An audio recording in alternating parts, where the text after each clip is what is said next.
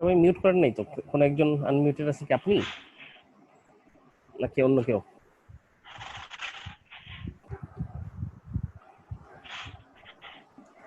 Sir এই যে এটা ফ্লো চার্টটা দিছিলেন না স্যার, জি জি জি। ক্রেডিট ম্যানেজমেন্টের, হ্যাঁ হ্যাঁ। স্যার এইটাতে আপনি 5টা স্টেপ বলছেন, কিন্তু স্যার 5টা স্টেপের মধ্যে কোনটাতে কোনটা দিব আমি তো কনফিউশন হয়ে গেছি স্যার। আপনার হোমওয়ার্ক ছিল তো এটাই এইটাই তো স্যার, তোমার পুরোটা কনফিউশনে আছি, আচ্ছা পুরোটা কমপ্লিট করতে পারি নাই স্যার। আচ্ছা। তো পাঁচটা স্টেজ, ফার্স্ট স্টেজ ছিল credit credit policy policy formulation, formulation জি স্যার। ছিল। আর সেকেন্ড ছিল, ইনভেস্টিগেশন এন্ড অ্যানালাইসিস। আচ্ছা তাহলে এই পর্যন্ত আসেন। দেখেন এই ওকে স্যার। ক্রেডিট ইনভেস্টিগেশন যেখান থেকে শুরু হলো, জি স্যার। এর আগ পর্যন্তই তাহলে ক্রেডিট পলিসি ফর্মুলেশন। জি স্যার, ক্লায়েন্ট ইন্টারভিউ পর্যন্ত এটা হলো হুম, তাই না?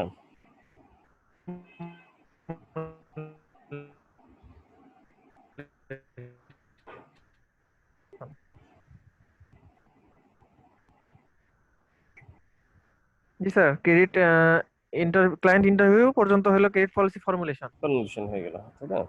জি স্যার। এরপরেরটা দেখেন। এরপর হলো ইনভেস্টিগেশন অ্যানালাইসিস, তাহলে স্যার ইনভেস্টিগেশন থেকে অ্যানালাইসিস রিপোর্ট পর্যন্ত, ওই অ্যাপ্রুভালের আগ পর্যন্ত, অ্যাপ্রুভালটা। অ্যাপ্রুভাল আগ পর্যন্ত। জি হুম স্যার, হুম। অ্যাপ্রুভালটা তো আলাদা, জি জি, অ্যাপ্রুভালটা তো আলাদা। পরেরটাতে অ্যাপ্রুভাল। স্যার অ্যাপ্রুভালের মধ্যে কি শুধু অ্যাপ্রুভালটা আসবে না আর কোনো স্টেজ এখানে অ্যাড করা যাবে? না, এই ডকুমেন্টেশনের আগ পর্যন্ত তো অ্যাপ্রুভাল চলে আসলো অনেকটা। Approval, credit, structuring, structuring, negotiation. Pricing. জি sir, hmm negotiation, hmm hmm. এগুলো হলো অ্যাপ্রুভালের মধ্যে। জি জি জি। জি স্যার, আর ডকুমেন্টেশনের মধ্যে হলো ওই মনিটরিং এন্ড রিভিউর উপর পর্যন্ত, ইন্টারনাল হ্যাঁ, অডিট এন্ড ক্রেডিট ডকুমেন্টেশন তিনটা হলো: disbursement, documentation, credit credit disbursement, disbursement and internal audit. Audit. তার মানে এইটার মধ্যেও তিনটা, ক্রেডিট মনিটরিং এও তিনটা, তিন তিন ছয়, হুম ছয় অ্যাপ্রুভালে তিনটা, নয়টা ইনভেস্টিগেশনে হইলো তিনটা, 12টা, আর ওটাতে হলো 4টা, এই হলো 16টা। হুম হুম। জি স্যার, এটা দেখেন আমি এটা এরকমই সাজাইছিলাম, চিন্তা করছিলাম যে এরকমই হবে। ঠিক আছে তাহলে।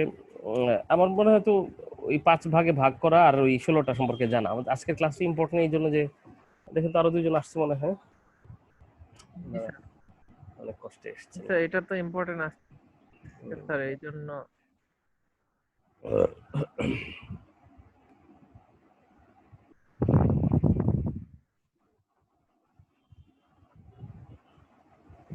আর কি আসছে স্যার? আর তো কেউ আসে নাই, যে একজন রিকোয়েস্ট দিছে।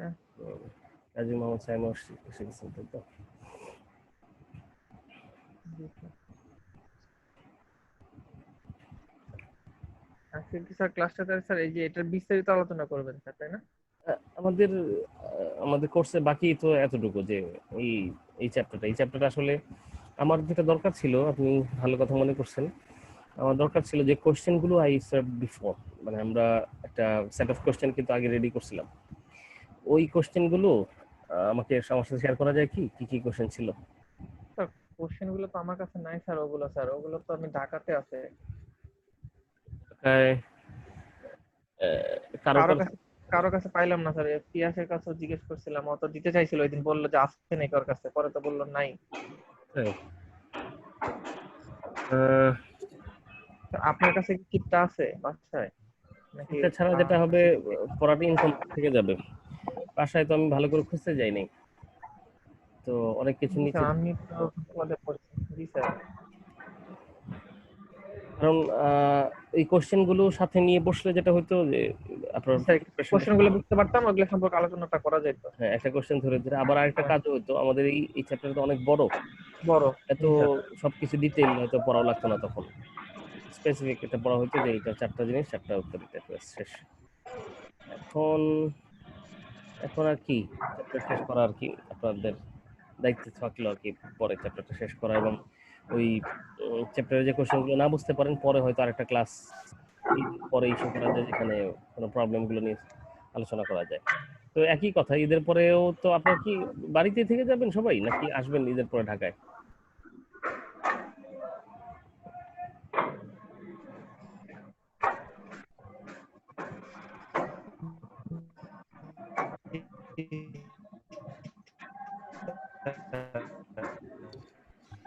ঢাকা আসার সম্ভাবনা আছে। তা ঢাকা আসলে অন্তত সমস্যাটা মানে আপনাদের পড়াশোনার দূর হইলো না হলো তখন বোঝা যাবে। এখন তো ক্লাসে তো আজকে ইনশাআল্লাহ ক্লাস শেষ হয়ে যাবে। আই মিন পড়াটা সিলেবাসের সবটুকু পড়া হয়ে যাবে। কিন্তু রিয়েলি আপনাদের হলো কিনা পড়াশোনা এটা বোঝার জন্য তো আপনাকে বসতে হবে। আবার কোশ্চেনগুলো আমরা নিয়ে বসছিলাম যে কোশ্চেনগুলো অ্যান্সার চাই। তো ওই কোশ্চেনের অ্যান্সার কতটুকু পারলেন না পারলেন ওটা তখন আপনারা বুঝতে পারবেন। তো আমরা একটা ক্লাস আপনারা জি স্যার। ঢাকা আসার পরে নিতে যাচ্ছি যেখানে ইয়ে করতে চাইবো। আজকে করলে স্যার হুম আজকে আজকে করলে তখন এক্সট্রা ক্লাস তো নিবেন স্যার। ও হইলেও তো ভালো হয়, কিন্তু কি অবস্থা কে জানে কবে খুলে। আবার আপনাদের নতুন সেমিস্টার এত মান্নান স্যার তো বললো যে ভার্সিটি খুললে পরীক্ষার আগে নাকি আমাদের এক্সট্রা ক্লাস দিবে। আচ্ছা ভালো, পরীক্ষার আগে ক্লাস হলে তো খুবই ভালো হয়। তাহলে ওই অনলাইনে আর ক্লাস অ্যারেঞ্জ না করে ওই পরীক্ষার আগে ওই এরকম একটা ক্লাসে অ্যারেঞ্জ করলে ভালো হয়। তাতে অনলাইনে মোটামুটি স্যার সব স্যারই আজকের মধ্যে অনলাইনে সবাই শেষ করে দিচ্ছে ক্লাস আজকে, আবার ঈদ হলে ঈদের পরে হতে পারে এরকম বলছে। হ্যাঁ তা তো ঠিকই, আর সুযোগও কোথায়, কারণ আজকে শনিবার, নেক্সট শনিবার তো ঈদের আগে শেষ না করে উপায় কি। কিন্তু কিন্তু অনলাইনে ক্লাস কি আরো নিবেন কিনা এরকম কিছু বলেছেন? জি স্যার, অনলাইন ক্লাস তো এই মান্নান স্যার ঈদের পরে একটা ক্লাস নিবে বলছে। তাই ঈদের পর অনলাইনে একটা ক্লাস হবেই তো? জি স্যার।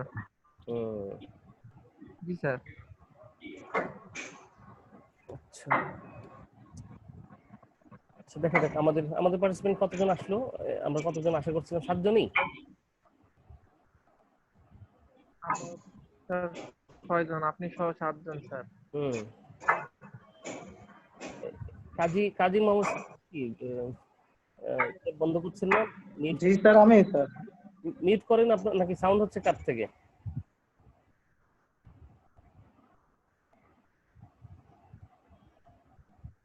আচ্ছা হ্যাঁ, এখন তো সুন্দর দেখা যাচ্ছে, ভালো, অনেক সহজ।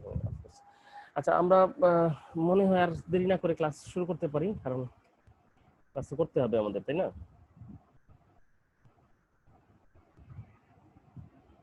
জি,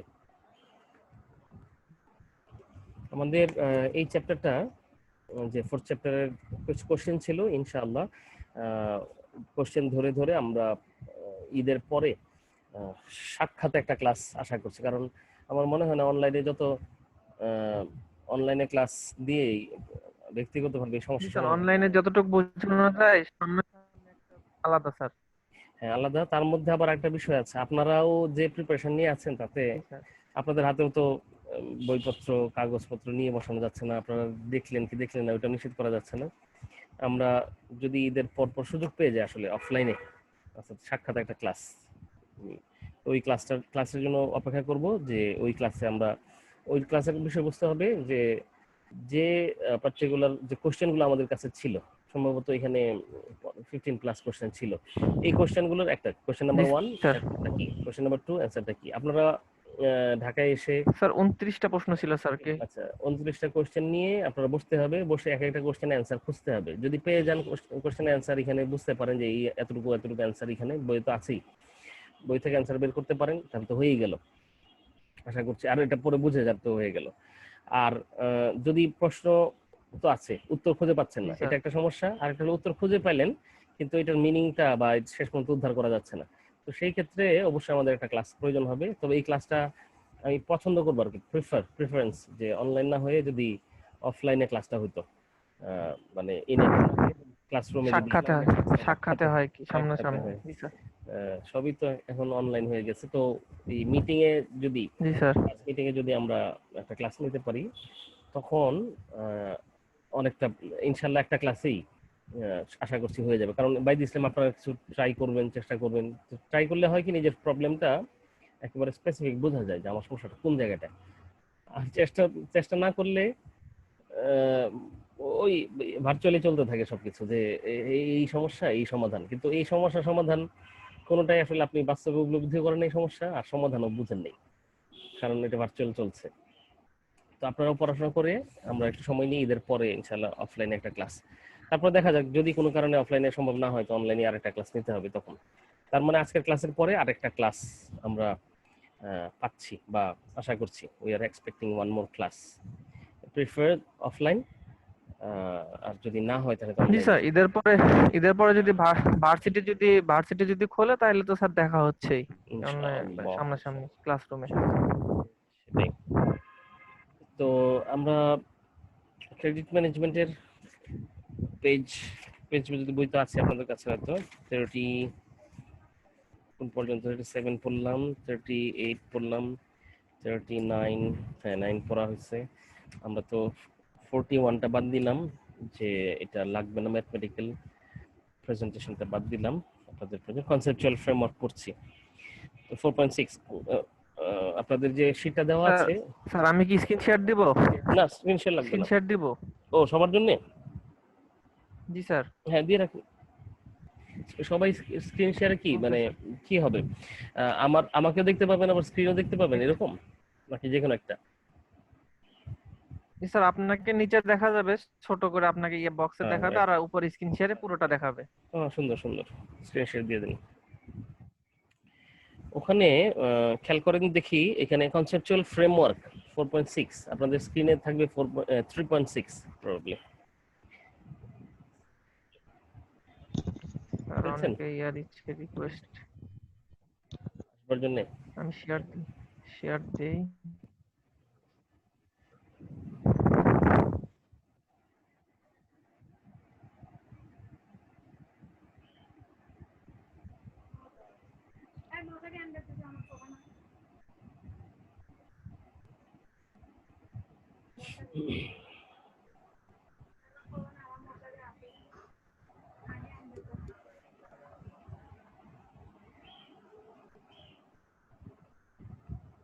স্যার এই পেজটা।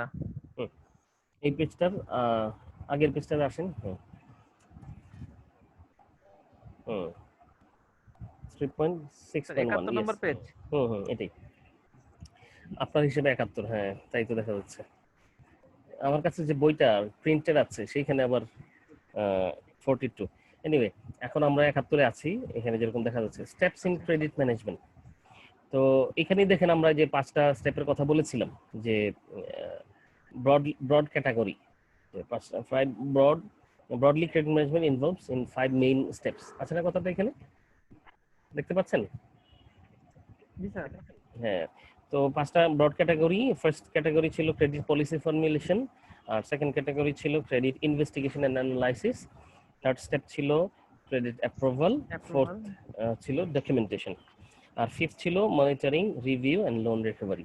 আমরা বলেছিলাম যে এই 5টা স্টেপ তো 5টা হলো, কিন্তু সব মিলিয়ে হলো 16টা স্টেপ হবে ইন ডিটেইল। এটা ঠিক পরের ফ্লো চার্টটা পরের পেজে দেখতে পাচ্ছেন, যে এখানে ওই যে ফ্লো চার্ট করে দেওয়া আছে, 16টা আছে এখানে, তাই না? একেবারে গুনে দেখতে পারেন 16টা, একেবারে রিকভারি অফ ক্রেডিট এই পর্যন্ত। Strategic plan for target markets 1, তারপরে credit policy formulation 2, initiation 3, client interview 4, investigation 5, analysis 6, report হলো 7, অ্যাপ্রুভাল 8, স্ট্রাকচারিং হলো 9, negotiation 10, documentation 11, credit disbursement 12, audit 13, monitoring and review 14, handling problem এগুলো তো 15, আর রিকভারি 16। এই 16টা স্টেপ, এটা হলো ডিটেল, যেটাকে আমরা ওই কনসেপচুয়াল ফ্রেমওয়ার্ক ইন ডিটেল যদি জানতে চাওয়া হয় তাহলে আপনাকে এই 16টা স্টেপ এক্সপ্লেন করতে হবে। কিন্তু যদি শর্ট কোশ্চেন হিসেবে আসে তাহলে হয়তো এরকমই আসবে যে 5টা ব্রড ক্যাটাগরি, তখন আমরা ওখানে বলবো। তবে এখানে আমাদের যেটা দেখা দরকার, যে এই 5-এর আলোচনার মধ্যে এই 16টা কিভাবে ঢুকে গেল, অর্থাৎ 16টা দিয়ে 16টা স্টেপ কিভাবে ভাগ হলো। আপনারা হোমওয়ার্ক হিসেবে কিছু করেছিলেন কি?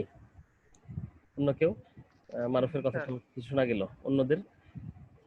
জি স্যার। সায়েম কি করেছেন কিছু?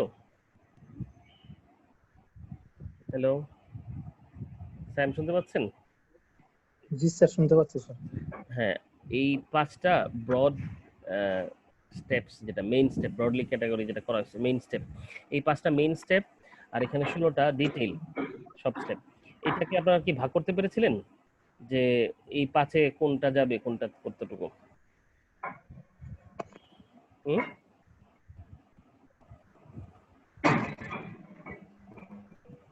স্যাম,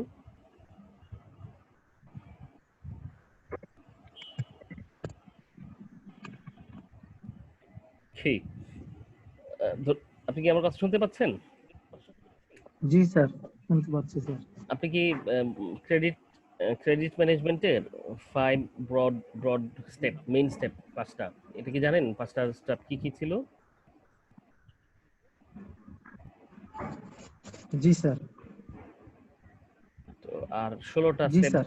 16টা স্টেপও জানেন। তো আমি জানতে চাচ্ছিলাম যে 16টা স্টেপ তো আর 5টা স্টেপ তো ব্রড বড়, এর ভাগটা কি বলতে পারেন কোন থেকে কতটুকু হবে? হুম? না স্যার, সরি স্যার, এটা বলতে পারছি না স্যার। আপনি গত ক্লাসে ছিলেন? জি স্যার। আচ্ছা, 5টা ব্রড ক্যাটাগরি কি কি ছিল একটা বলেন দেখি। Credit policy formulation, credit investigation and analysis, credit approval, credit documentation, monitoring, review and recovery. এই এই শব্দগুলো, যে কথাগুলো বললেন, এগুলো কি এই 16টা স্টেপের মধ্যেও আছে? জি স্যার। 16টা স্টেপে আছে। যেমন ক্রেডিট পলিসি ফর্মুলেশন, এটা 16টা স্টেপের মধ্যেও আছে না? এটা কত জি নম্বর স্যার। ক্রেডিট ওখানকার হিসেবে 16টা স্টেপে?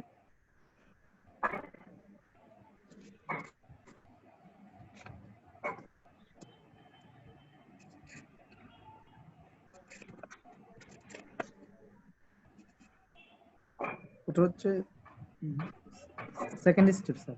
Second step. আচ্ছা, তাহলে সেকেন্ড স্টেপ যদি হয় তাহলে প্রথমটাতে এটা হয়ে গেল, প্রথম ভাগের মধ্যে 2টা হয়ে গেল, তাই তো? এই পর্যন্ত, অর্থাৎ পলিসি ফর্মুলেশন পর্যন্ত হয়ে গেল ফার্স্ট স্টেপ। সেকেন্ড স্টেপ ছিল ক্রেডিট ইনভেস্টিগেশন অ্যানালাইসিস, এটা এটা কত নম্বরে পেয়েছেন ওখানে?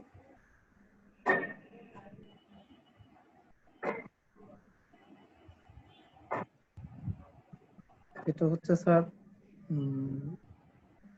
5 নাম্বার স্টেপ। আচ্ছা মারুফ, আপনি কি আমাকে সাহায্য করতে পারেন? আপনার সাথে একটু আগে কথা হচ্ছিল, আমরা কি 5টা ভাগে ভাগ করছিলাম? কারণ হ্যালো, হ্যাঁ স্যার, বলেন স্যার। হ্যাঁ হ্যাঁ, ওই 5টা ভাগ বলতে পারেন কি কোত্থেকে কতটুকু? জি স্যার, বলা যাবে স্যার। হ্যাঁ, প্রথম স্টেপে কয়টা? প্রথম স্টেপে 4টা স্যার, 4টা ছিল স্যার। আচ্ছা, পরের স্টেপে 3টা, 7, তারপরে? তারপর আবার 3টা, আচ্ছা, তার মানে তারপর 10। 3টা, হ্যাঁ তারপর 3টা, সবগুলো 3টা করে স্যার, প্রথমটা শুধু 4টে। আচ্ছা আচ্ছা, তার মানে 1 2 3 4 ইন্টারভিউ পর্যন্ত ছিল। কোশ্চেনটা আরেকবার ভালো হতো স্যার, মানে ভাগটা বুঝতে পারিনি, আরেকবার একটু বলে ভালো। ইন্টারভিউ পর্যন্ত 4টা স্যার, তারপর থেকে সবগুলো 3টা করে স্যার। 3টা করে না? আচ্ছা, ঠিক আছে। কোশ্চেন বলতে আমাদের ইস্যু ছিল যে 5টা ব্রড ক্যাটাগরি যখন জানতে চাওয়া হবে আপনার কাছে, তখন 4টা নাম তো 5টা ব্রড ক্যাটাগরি মেইন স্টেপ জানতে চাইলে 5টা নাম তো আপনি লিখে দিতে পারবেন, এটা আমি বুঝতে পারছি, কিন্তু ভেতরে কি লিখবেন, ভেতরে আলোচনাটা এখান থেকে ধার করে নিতে হবে আপনাকে, এই 16টার থেকে। তো তখন আলোচনাটা কি করবেন ওইভাবে বলা হবে না, এটার আন্ডারে কে আছে, আসলে এই কোশ্চেন আসলে আপনাকে করাও হবে না। তো যে কোশ্চেনটা ওই করা হলো যে 5 মেইন স্টেপ, ওই 5 মেইন স্টেপের উত্তর তো দিতে পারতে হবে, উত্তর শুধু নাম লিখে লিখে দিলে তো হলো না, যথেষ্ট হলো না। এই জন্য বললাম যে আপনারা 16টা স্টেপের মধ্যে আলোচনার সুবিধার্থে আর কি জানার জন্য এই আলোচনাগুলো করবেন। এনিওয়ে, আমরা একটু আবার নতুন করে একটু একটা কথা মনে করা দিই যে আমাদের কোশ্চেন ধরে ধরে আমাদের এই কোর্সের প্রিপারেশনটা নিতে হবে। অলরেডি কোশ্চেন আপনাদের কাছে দেওয়া আছে, কি কি কোশ্চেন আমাদের we need to prepare ourselves, আমাদের প্রিপারেশন কোনগুলোতে থাকতে হবে এটা তো আপনাদেরকে বলা হয়েছে। তো যে যে কোশ্চেনগুলো অলরেডি দেওয়া আছে, তো এই কোশ্চেনগুলোই একটা কোশ্চেন দুইটা কোশ্চেন ধরে ধরে অ্যান্সার খুঁজে বের করতে হবে। আমার মনে হয় যে 5 main steps, what are the 5 main steps of credit management, এই কোশ্চেনটা ছিল। তার মানে এই কোশ্চেনের অ্যান্সার খুঁজবেন আপনারা। এটার উত্তর ওই 71 নম্বর পেজ, আপনাদের কাছে যে সফট কপি আছে ওখানে জি স্যার। 3.6.1 এ পেয়ে যাবেন। জি স্যার। আরেকটা কোশ্চেন এটাও ছিল যে what is the conceptual framework or what are the credit management model, অথবা what are the 16 steps of credit management, জি স্যার, অথবা এটার সিম্পলি মধ্যে what are the steps of credit management. তো জি স্যার। এইভাবেও যদি বলা হয় তাহলে এই 16টা স্টেপে উত্তরটা আসতে হবে। 16টা স্টেপ আসলে সাধারণত 16 স্টেপ লেখার প্রত্যেকটা ব্যাখ্যা করার মতো সময় হাতে থাকে না, তখন নাম দিয়ে দিয়েও অ্যান্সার হয়ে যায়। আমি কোশ্চেনের প্যাটার্ন অ্যান্সার প্যাটার্ন হিসেবে বলছি। কিন্তু জি যদি স্যার, 5টা মার্ক ক্যাটাগরি হয় মার্ক অনুযায়ী। তখন আপনাকে একটু ডিটেল লিখতে হয়, মানে এগুলোর একটা ব্যাখ্যার প্রয়োজন হয়। ওই ব্যাখ্যা দিতে গেলে কি লিখবেন? ব্যাখ্যা তো এখানে নাই। আছে 71 নম্বর পেজে কি কোনো ব্যাখ্যা আছে? ব্যাখ্যা যেহেতু নাই, এই জন্য আমরা বললাম যে আপনি 16 স্টেপ থেকে নিয়ে নেন, ওইগুলোরই ইস্যুগুলো আলোচনা করলেই হয়ে যাবে ইনশাআল্লাহ। আচ্ছা, এই পর্যন্ত আমরা গত ক্লাসেই আলোচনা করেছিলাম। আজকের আমরা ওই ক্রেডিট পলিসি ক্রেডিট পলিসিতে চলে আসি। আমার মনে হয় নেক্সট কোশ্চেন এটাই হবে আর কি। What is credit policy? Credit policy কাকে বলে? What are the components of a standard credit policy? ঠিক আছে, এই কোশ্চেনটা ধরে নিচ্ছি। আমি জানি না কোশ্চেনটা কার কাছে দাবি করছিলেন, কে গত ক্লাসে যে ছিল আপনার কাছে, কে জানি দাবি করছিলেন গত ক্লাসে? স্যার আজকে আসে নাই স্যার, পিয়াস। পিয়াস। আচ্ছা, হ্যাঁ, পিয়াসকে দেখতে পাচ্ছি না। ও, স্যার, এখন কোন প্রশ্নটা আলোচনা হবে স্যার বলেন? এখন কোশ্চেন আপনি ধরে নেন, আশা করছি এটা আছে ওখানে। সেটা হলো হোয়াট ইজ বলেন। Credit policy or define credit policy যেভাবে বলেন, আর what are the components of a standard credit policy. তার মানে ক্রেডিট পলিসি কাকে বলে এবং ক্রেডিট পলিসির একটা স্ট্যান্ডার্ড ক্রেডিট পলিসির উপাদান মানে কি কি এলিমেন্ট আছে, কম্পোনেন্ট স্যার, আছে what are the components of standard credit policy. A standard credit policy?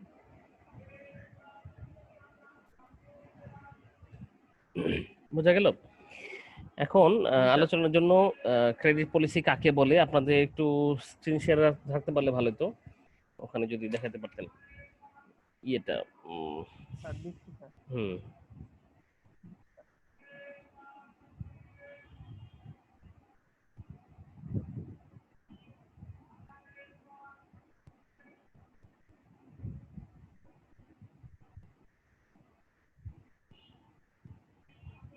Sir দেখা যাচ্ছে স্যার? হ্যাঁ, পেয়েছেন। হ্যাঁ, ওই এখানে পয়েন্ট 3.6.3.2 ক্রেডিট পলিসি, হ্যাঁ উপরে উপরে 7 কত হবে? Components. Components of credit analysis চলে যাচ্ছেন, এতদিন লাগবে না, আর আগে স্যার এগুলো তো স্যার 3.6 এর। এই তো 3.6.3.2। 3.6.3.2। হুম হুম স্যার আপনি বই না দেখিয়ে স্যার এই লেকচার শিটটা দেখে পড়ান, তাহলে ভালো হয়। না হলে পরে দুইটার মধ্যে কম্বিনেশন করাটা আচ্ছা, টাফ হয়ে যাচ্ছে। টাফ হয়ে যাচ্ছে এই জন্য যে আপনার কাছে সম্ভবত বইটা আছে, তাই তো? হ্যালো, বইটা নাই স্যার, বইটা নাই? বইটা নেই স্যার। এই হচ্ছে আমরা তো এই শিট দেখে, হ্যাঁ শিটটা দেখে ইয়ে করতেছি। আপনি একটু শিটটা দেখে স্যার কাইন্ডলি একটু বলেন, তো ওটা তাহলে বললাম। ভালো হয়। হ্যাঁ, এটা এই জন্য আপনি হয়তো আপনার কাছে শীট আছে, অন্যদের কাছেও কি শীট আছে? জি স্যার।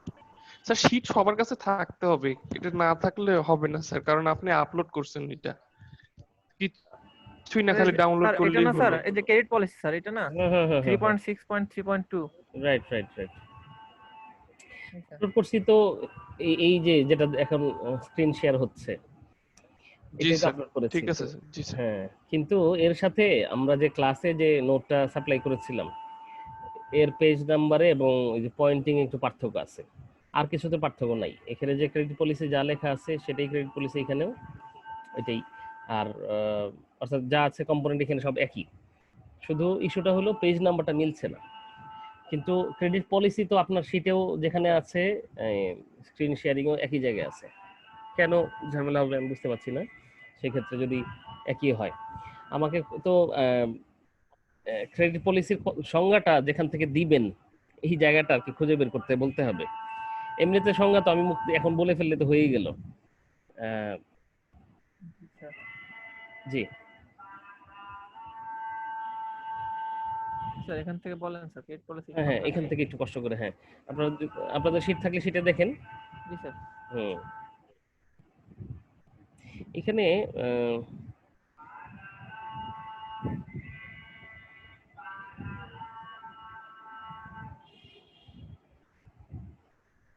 এটা পেজ নাম্বার, এই পেজের একদম, অর্থাৎ এই প্যারাটা যেখান থেকে শেষ হলো, এই নিচ থেকে যদি 1 2 3 4 5 6 7 8 9 10, নিচ থেকে 10 নম্বর লাইনে। আচ্ছা, আমি কার্সর নিলে কার্সর দেখা যায় কি? না না স্যার, না দেখা যায় না। না না আমি, স্যার আমি কার্সর দিয়ে হ্যাঁ হ্যাঁ, আপনি দেখেন তো, দেখি কার্সরটা নিয়ে যান। আমি শেয়ার করলে হয়তো দেখতে পাবেন। 1 2 3 4 5 6 7 8 9 10 হুম, ক্রেডিট পলিসি গিভস, পেয়েছেন? ক্রেডিট পলিসি গিভস লোনস, এই যে এখান থেকে স্যার। হ্যাঁ, গিভস লোন আছে না, লোন অফিসার গাইডলাইন, এই জায়গা সংজ্ঞাটা হবে এইখান থেকে। Credit policy is a specific guidelines in making individual loan decisions and shaping the bank's overall loan portfolio. বুঝা গেছে? Credit policy gives loan, gives লিখতে হবে না, ক্রেডিট পলিসি আপনি গিভস লোন অফিসার এগুলো বাদ দিয়ে ইজ আ স্পেসিফিক গাইডলাইন, এখান থেকে সংজ্ঞাটা। ওই ক্রেডিট পলিসি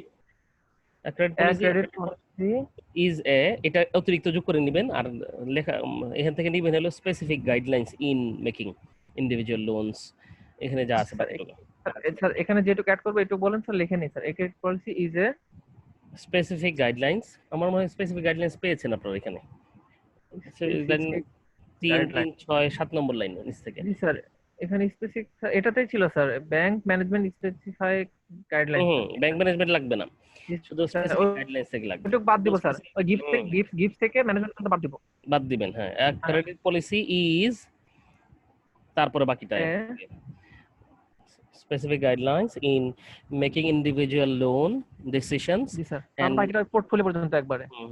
রাইট। আচ্ছা, and in shaping না, and shapes,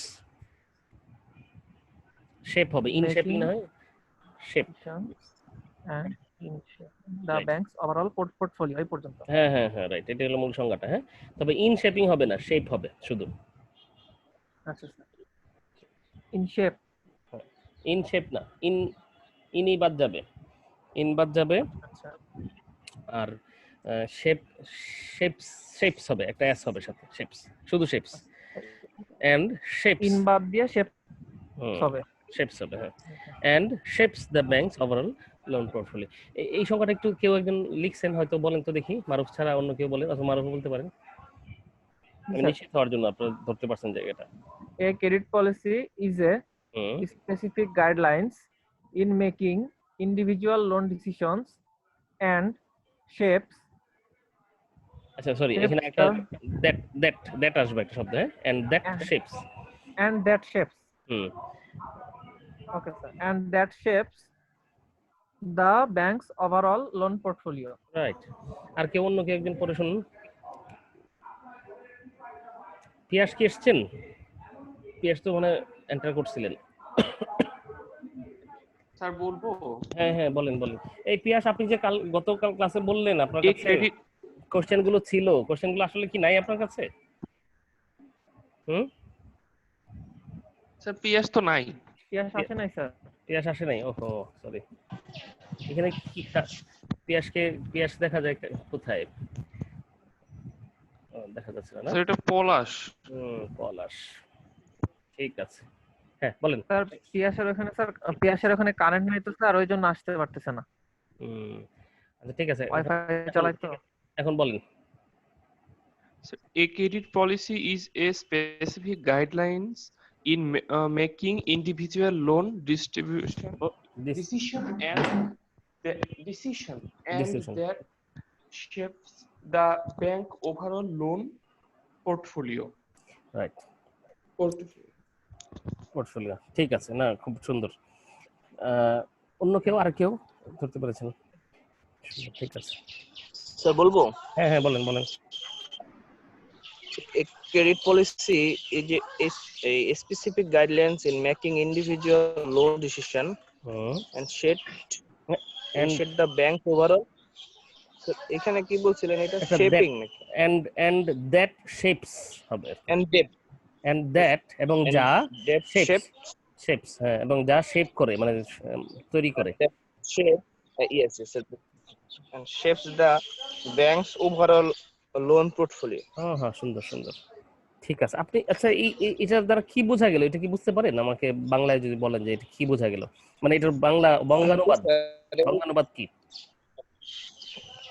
স্যার এটা একটা মানে পলিসি মানে ম্যানেজমেন্টের একটা নির্দিষ্ট গাইডলাইন, যেটা কি একটা ইন্ডিভিজুয়াল লোককে তার সিদ্ধান্ত নিতে সাহায্য করবে, লোনের সিদ্ধান্ত, এবং যেটা কি ব্যাংকে ইন্ডিভিজুয়াল লোককে না, একজন এই যে ব্যক্তি লোনের সিদ্ধান্ত নিতে সাহায্য করে, তাই তো? ম্যানেজমেন্ট কি করে, সাহায্যটা ম্যানেজমেন্ট কি করে? কোনো এই যে লোন তো দুই রকমের হয়, কর্পোরেট লোন আর ইন্ডিভিজুয়াল লোন। তো ওই ইন্ডিভিজুয়াল লোনগুলোর মানে যতগুলো লোন আলাদা আলাদা করে দেওয়া না দেওয়ার ব্যাপারে সিদ্ধান্ত নিতে সাহায্য করে। হ্যাঁ, ঠিক আছে। আরেকটা কাজ কি করে? Shapes the banks overall loan portfolio.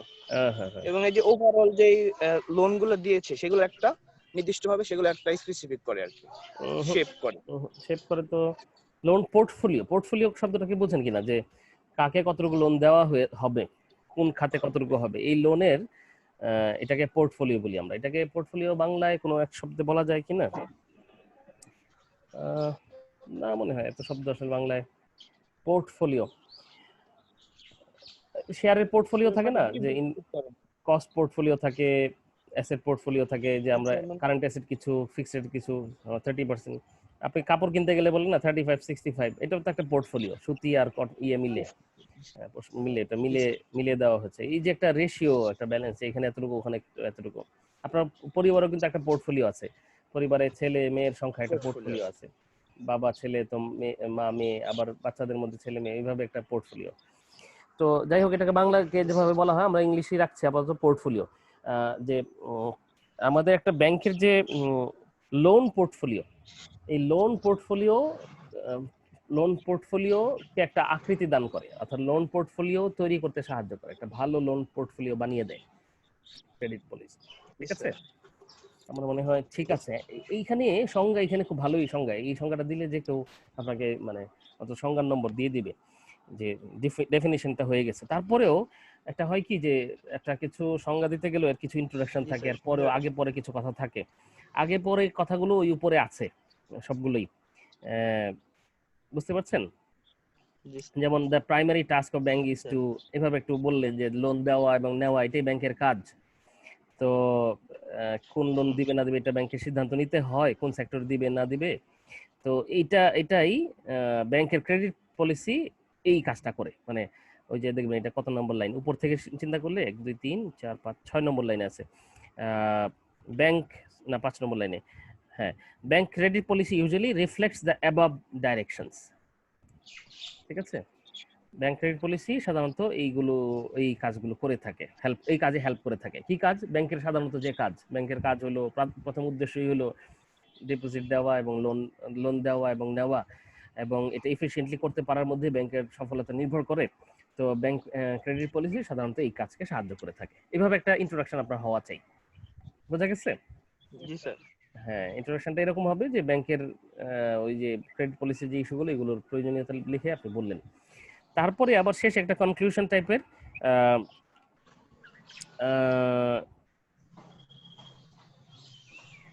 এর নিচে এর পরের যে লাইনটা ছিল, the credit policy is another anchor for a bank from which boats, এটা আবার বেশি কঠিন হয়ে যাচ্ছে, আপনি এটাকে সহজ করে, আচ্ছা বাদ দেন, এটা আপনার মতো একটা কনক্লুশন দিয়ে দিন আপনি। আমরা পরের ইয়েতে চলে যাই, এটার আরেকটা পার্ট স্যার এখানে স্যার ওই যে লাইক এন্ড অ্যাঙ্কার এখান থেকে দিলে মনে হয় একটু ভালো হতো। আচ্ছা হয়তো, কিন্তু আমি ভয় পাচ্ছি এই অ্যাঙ্করের উদাহরণ দিয়ে আপনি কিছু বুঝাইতে না পেরে শেষ পর্যন্ত গোলমাল না করে দেন। অ্যাঙ্কর মানে তো নোঙর, তাই না?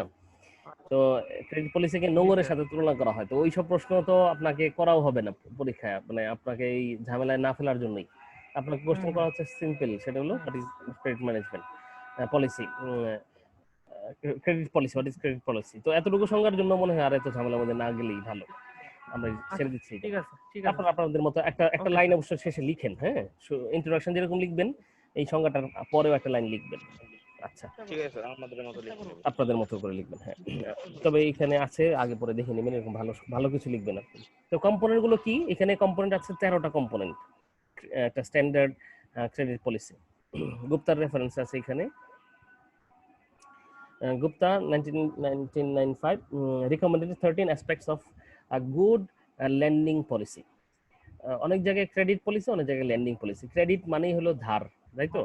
এটাকে ল্যান্ডও বলা হয়। ল্যান্ড বড় ল্যান্ড এইসব কথা, ওই ডেবিট ক্রেডিট হলো আমাদের অ্যাকাউন্টিং এর ভাষা, আর ল্যান্ডিং তারপর বরোয়িং এইসব হলো ফাইন্যান্সের ভাষা। যে ভাষাই বলেন, অ্যাকাউন্টিং ভিউ পয়েন্ট থেকে বলেন, আর এর থেকে বলে credit policy accounting view point থেকে, আর ল্যান্ডিং পলিসি হলো ফাইন্যান্স ভিউ পয়েন্ট থেকে। ঠিক আছে? তো আমরা যেহেতু অ্যাকাউন্টিং ডিপার্টমেন্টে প্রায় আমরা ক্রেডিট পলিসি বলে থাকবো, পছন্দ আমাদের, কিন্তু সাধারণভাবে ল্যান্ডিং পলিসিও বলা হয়, ফাইন্যান্সিয়াল লোকজন বলে। তো যাই হোক, গুপ্তার 13টা ল্যান্ডিং পলিসির অ্যাসপেক্টের কথা উনি বলেছেন। ঠিক আছে? অ্যাসপেক্ট মানে 13টা জিনিস দিক থাকতে হবে একটা ক্রেডিট পলিসিতে। তো নাম্বার 1 ছিল corporate mission statement, number 1। Number 2, analysis of present credit portfolio. Number 3, broad objective of the policy. Number 4, preferred area of lending. আমাদের কোনটা প্রিফার্ড এরিয়া এটা বলে থাকতে হবে। ডিসকারেজ এরিয়া অফ লেন্ডিং এর অর্থাৎ লোন দেওয়ার ক্ষেত্রে পছন্দের কোনটা আর অপছন্দের কোনটা, 4-5 strategies to achieve the above objective. Exposure limit, আমরা আমাদের কত ভাগ লোন দিব, এক্সপোজ করবো কতটুকু। Liquid gap analysis. স্প্রেড ম্যানেজমেন্টটা বুঝেন কি না? আচ্ছা, ক্রেডিট এক্সপানশন পলিসি, কিভাবে আমরা নতুন নতুন ক্রেডিট তৈরি করব, মানে নতুন নতুন জায়গায় নতুন আমরা কি একই ধরনের লোকের আরো লোক খুঁজে বের করবো, না অন্য ধরন? আপনারা কি আমার সাথে ছিলেন কিনা স্ট্র্যাটেজিক ম্যানেজমেন্ট ক্লাসে? না স্যার ছিলেন না? স্ট্র্যাটেজিক ম্যানেজমেন্টে একটা ইস্যু আছে যে যেখানে বলা হয় যে আপনি একই প্রোডাক্ট অনেক ফ্লেভার ভেরিয়েশন তৈরি করতে পারেন, এই প্রোডাক্টের মতো রেখেই আপনি নতুন নতুন এরিয়া খুঁজে বের করতে পারেন। যেমন ঢাকায় প্রোডাক্টটা চলে, আপনি চিটাগাঁয়েও একটা শোরুম করে ফেললেন। আরেকটা কাজ হলো ঢাকাতেই থাকলেন, কিন্তু আপনি প্রোডাক্টই চেঞ্জ করে ফেলেন, যে এরকম প্রোডাক্ট আরেকটা প্রোডাক্টের মধ্যে ভেরিয়েশন আনতে পারে, এভাবে আপনি আপনার কাস্টমার বেস বাড়াতে পারেন। তো ওগুলো বলে এক্সপানশন পলিসি বলে এগুলোকে। তো এখানে এরকম ক্রেডিট এক্সপানশন পলিসি থাকা দরকার ক্রেডিট পলিসির মধ্যে। একটা কম্পিটিং মানে মোকাবেলা করা, the growing menace of NPS, national policy adaptation, NPA বলে এটাকে, এনপিএস। ইন্ডাস্ট্রি মানে জাতীয় যে এটাকে আমরা জাতীয় গাইডলাইন অথবা বাংলাদেশ ব্যাংক গাইডলাইন, অন্যান্য গাইডলাইন যেগুলো আছে, এই জাতীয় ন্যাশনাল গাইডলাইন গুলোর সাথে মিলে নেওয়ার, কম্পেয়ার করবো কিভাবে। ইন্ডাস্ট্রি ওয়াইজ স্পেশালাইজেশন এটা, আর প্রাইসিং স্ট্র্যাটেজি। তার মনে হয় যে আরো 6টা এর কথা বলা হয়, এডিশনাল কম্পোনেন্ট, অর্থাৎ টোটাল যোগ করলে 19টা হয়ে যাবে। তবে আমার অতগুলো ওদের প্রয়োজন নেই, আমার 13টাই ঠিক আছে এখানে। তার মানে আপনাদের এই 13টা পয়েন্ট শিখে নিলে হয়ে যাবে ইনশাআল্লাহ স্ট্যান্ডার্ড ক্রেডিট পলিসি। ঠিক আছে? আপনারা কি খুঁজে পেয়েছেন কোথায়? কিন্তু দেখা যাচ্ছে এখানে গুপ্তার যে এই 13টা, আমার মনে হয় যে পরীক্ষায় আর বেশি ব্যাখ্যা লেখার মতো থাকবে না, সময় সুযোগ থাকবে না। 13টা লিখতে গেলে অনেক লেখা হয়ে যাবে না, ছোট কোশ্চেন হিসেবে আসলে 13টা তো অনেক বড়ই। স্যার আমরা যে what are the standard credit পলিসির যে মানে কাকে বলে সেটা তো পড়লাম, এইটার সাথে কি আর কিছু দিতে হবে নাকি এরপরে আমরা components of the standard credit পলিসিতে এই যে 13টা ভাগে চলে যাব? যদি কোশ্চেনটা তো আসলে যদি স্ট্যান্ডার্ড কোশ্চেন, একটা ভালো মানে সাধারণভাবে যেটা হওয়া উচিত সেটা হলো কোশ্চেনটা এইভাবে আসা উচিত, what define credit policy and what are the অথবা explain the components of standard credit policy, এইভাবে যদি স্যার হয় তাহলে তাহলে তো আমরা এই কাকে বলে এই সংজ্ঞাটা দিলাম, এরপরেই হচ্ছে যে আমরা এটা দিয়ে 13টার যে নাম আছে কোথায় থেকে দিয়ে আসলো জাস্ট খালি 13টার নাম লিখে দিলাম, এইটুকু ব্যাস। লিখলেই এর থেকে বেশি সময় কি আর আমরা পাবো? না না না, এই ক্ষেত্রে পাবেন না। তবে ব্যাপারটা হলো এই ক্রেডিট পলিসির সংজ্ঞাটা যদি না চাওয়া হয়, হুম তো ছোট করে যদি কোশ্চেন হয় যেখানে শুধু বলা হয় যে সংজ্ঞা না চাই, যে আপনাকে বলা হলো যে what explain 5 major components of credit policy, 5টা মেজর কম্পোনেন্ট লিখতে বলা হলো, আপনি 13টা তো মুখস্থ রাখাও কঠিন, তাই না? তো যে কোনো 5টা আপনি মেজর কম্পোনেন্ট মনে করে 5টা দিতে বললো, তখন তো আপনি শুধু লেখার সুযোগ পাবেন এবং কি ব্যাখ্যা করার সুযোগ পাবেন আশা করছি। তো এই জন্য আর আপনাকে লিখতে হলো, মনে রাখতে হলো, বুঝতে তো হবেই। তো আমি চাইবো যে 13টা ইস্যুতে যে কি কাজ, মানে জিনিসটা কি, এটা আপনি অন্তত ধারণা রাখেন, যাতে করে ওই ব্যাখ্যা লিখতে হইলেও প্রয়োজন হইলেও আপনি লিখতে পারেন। তবে আচ্ছা আচ্ছা তবে আমি তো আপনাদের সাথে প্রতিশ্রুতি দিয়েছিলাম যে কোশ্চেনগুলো সার্ভ করেছি আপনাদেরকে, ওই যে লিস্ট অফ কোশ্চেনস যেগুলো দিয়েছি, এইখানেই স্টিক থাকার চেষ্টা করবো, অযথাই আপনাদেরকে এদিক সেদিক ঘুরিয়ে ওখানে ওখানে আপনাকে করতে চাইবো না। এই কোশ্চেনের উত্তর পারলে আপাতত আমি হ্যাপি থাকবো আর কি। তবে তারপরেও 80% কোশ্চেনের কথা, এটা 20% কোশ্চেন এরকম থাকবে যেটা একটু ভেবে চিন্তে দিতে হবে, যেটা ঠিক স্ট্রেট ফরওয়ার্ড ওই কোশ্চেনগুলোই না।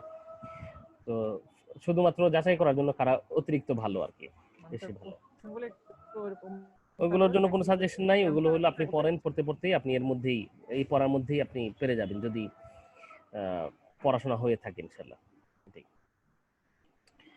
আচ্ছা, এরপরের কোশ্চেনটা লোন ইন্টারভিউ নিয়ে গোল, ঠিক আছে? What are the goals of A loan interview, loan interview এর গোল কি, গোল মানে উদ্দেশ্য, তাই তো? এখানে দেখেন 4টা গোলের কথা বলা আছে, 1 2 3 4ও দেওয়া আছে। পেস এট আল 1977, পেস এট আলের multiple goals of known interviews such as there is a unique opportunity to convince consumer that he has chosen the best bank in town. একটু আপনি পড়লে আপনি বুঝতে পারবেন, আমি তারপরে একটা দুটো শব্দ অবশ্য লিখে রাখলে ভালো। প্রথমটা পড়ছেন যে chosen the best bank in the town which ultimately enhances the goodwill of the bank. Number 2, it facilitates the collection of necessary information to reach a loan decision. এটা কোথায় স্ক্রিনে দেখেন, স্ক্রিনে 74 পেজ, 74 স্ক্রিনে। আর যদি আপনাদের কাছে অফলাইন কাগজ থাকে তাহলে তো ভিন্ন বিষয়, যেটা আমার কাছে আছে। লোন ইন্টারভিউইং এটা, হ্যাঁ হ্যাঁ হ্যাঁ, এর মধ্যে 1 2 3 4 দেখা যাচ্ছে না, ওইগুলোর কথা বলছি আমরা। আচ্ছা আচ্ছা আচ্ছা, give number 3 হলো it gave an opportunity to build new bank business. Number 4, credit interview enables credit officers to obtain enough data and understanding to ensure that the loan can be collected. আমি আসলে summary করে 2টা উদ্দেশ্যের কথা বলবো, যে প্রধান উদ্দেশ্য মূলত 2টা। এখানে পেজ বলেছেন, তো পেজ যখন বলা হবে পেজের কথা যে কটা যা বলেছেন সেভাবেই বলতে হবে, এখানে তো আসলে আমার এদিক সেদিক করার সুযোগ নেই। কিন্তু সাধারণভাবে লোন ইন্টারভিউর যদি উদ্দেশ্য বলা হয় তাহলে 2 উদ্দেশ্য, একটা হলো মার্কেটিং উদ্দেশ্য, আরেকটা হলো ম্যানেজমেন্ট উদ্দেশ্য। মার্কেটিং এর উদ্দেশ্য হলো আপনার ব্র্যান্ডিং করা একটা সুযোগ কিন্তু আছে, যখন ইন্টারভিউ নেওয়া হয়, যে কেউ লোনের জন্য অ্যাপ্লাই করেছে তাদেরকে ডাকলেন, ডেকে আপনি ব্যাংকের সম্পর্কে আরো কিছু কথা তাকে বলতে পারেন।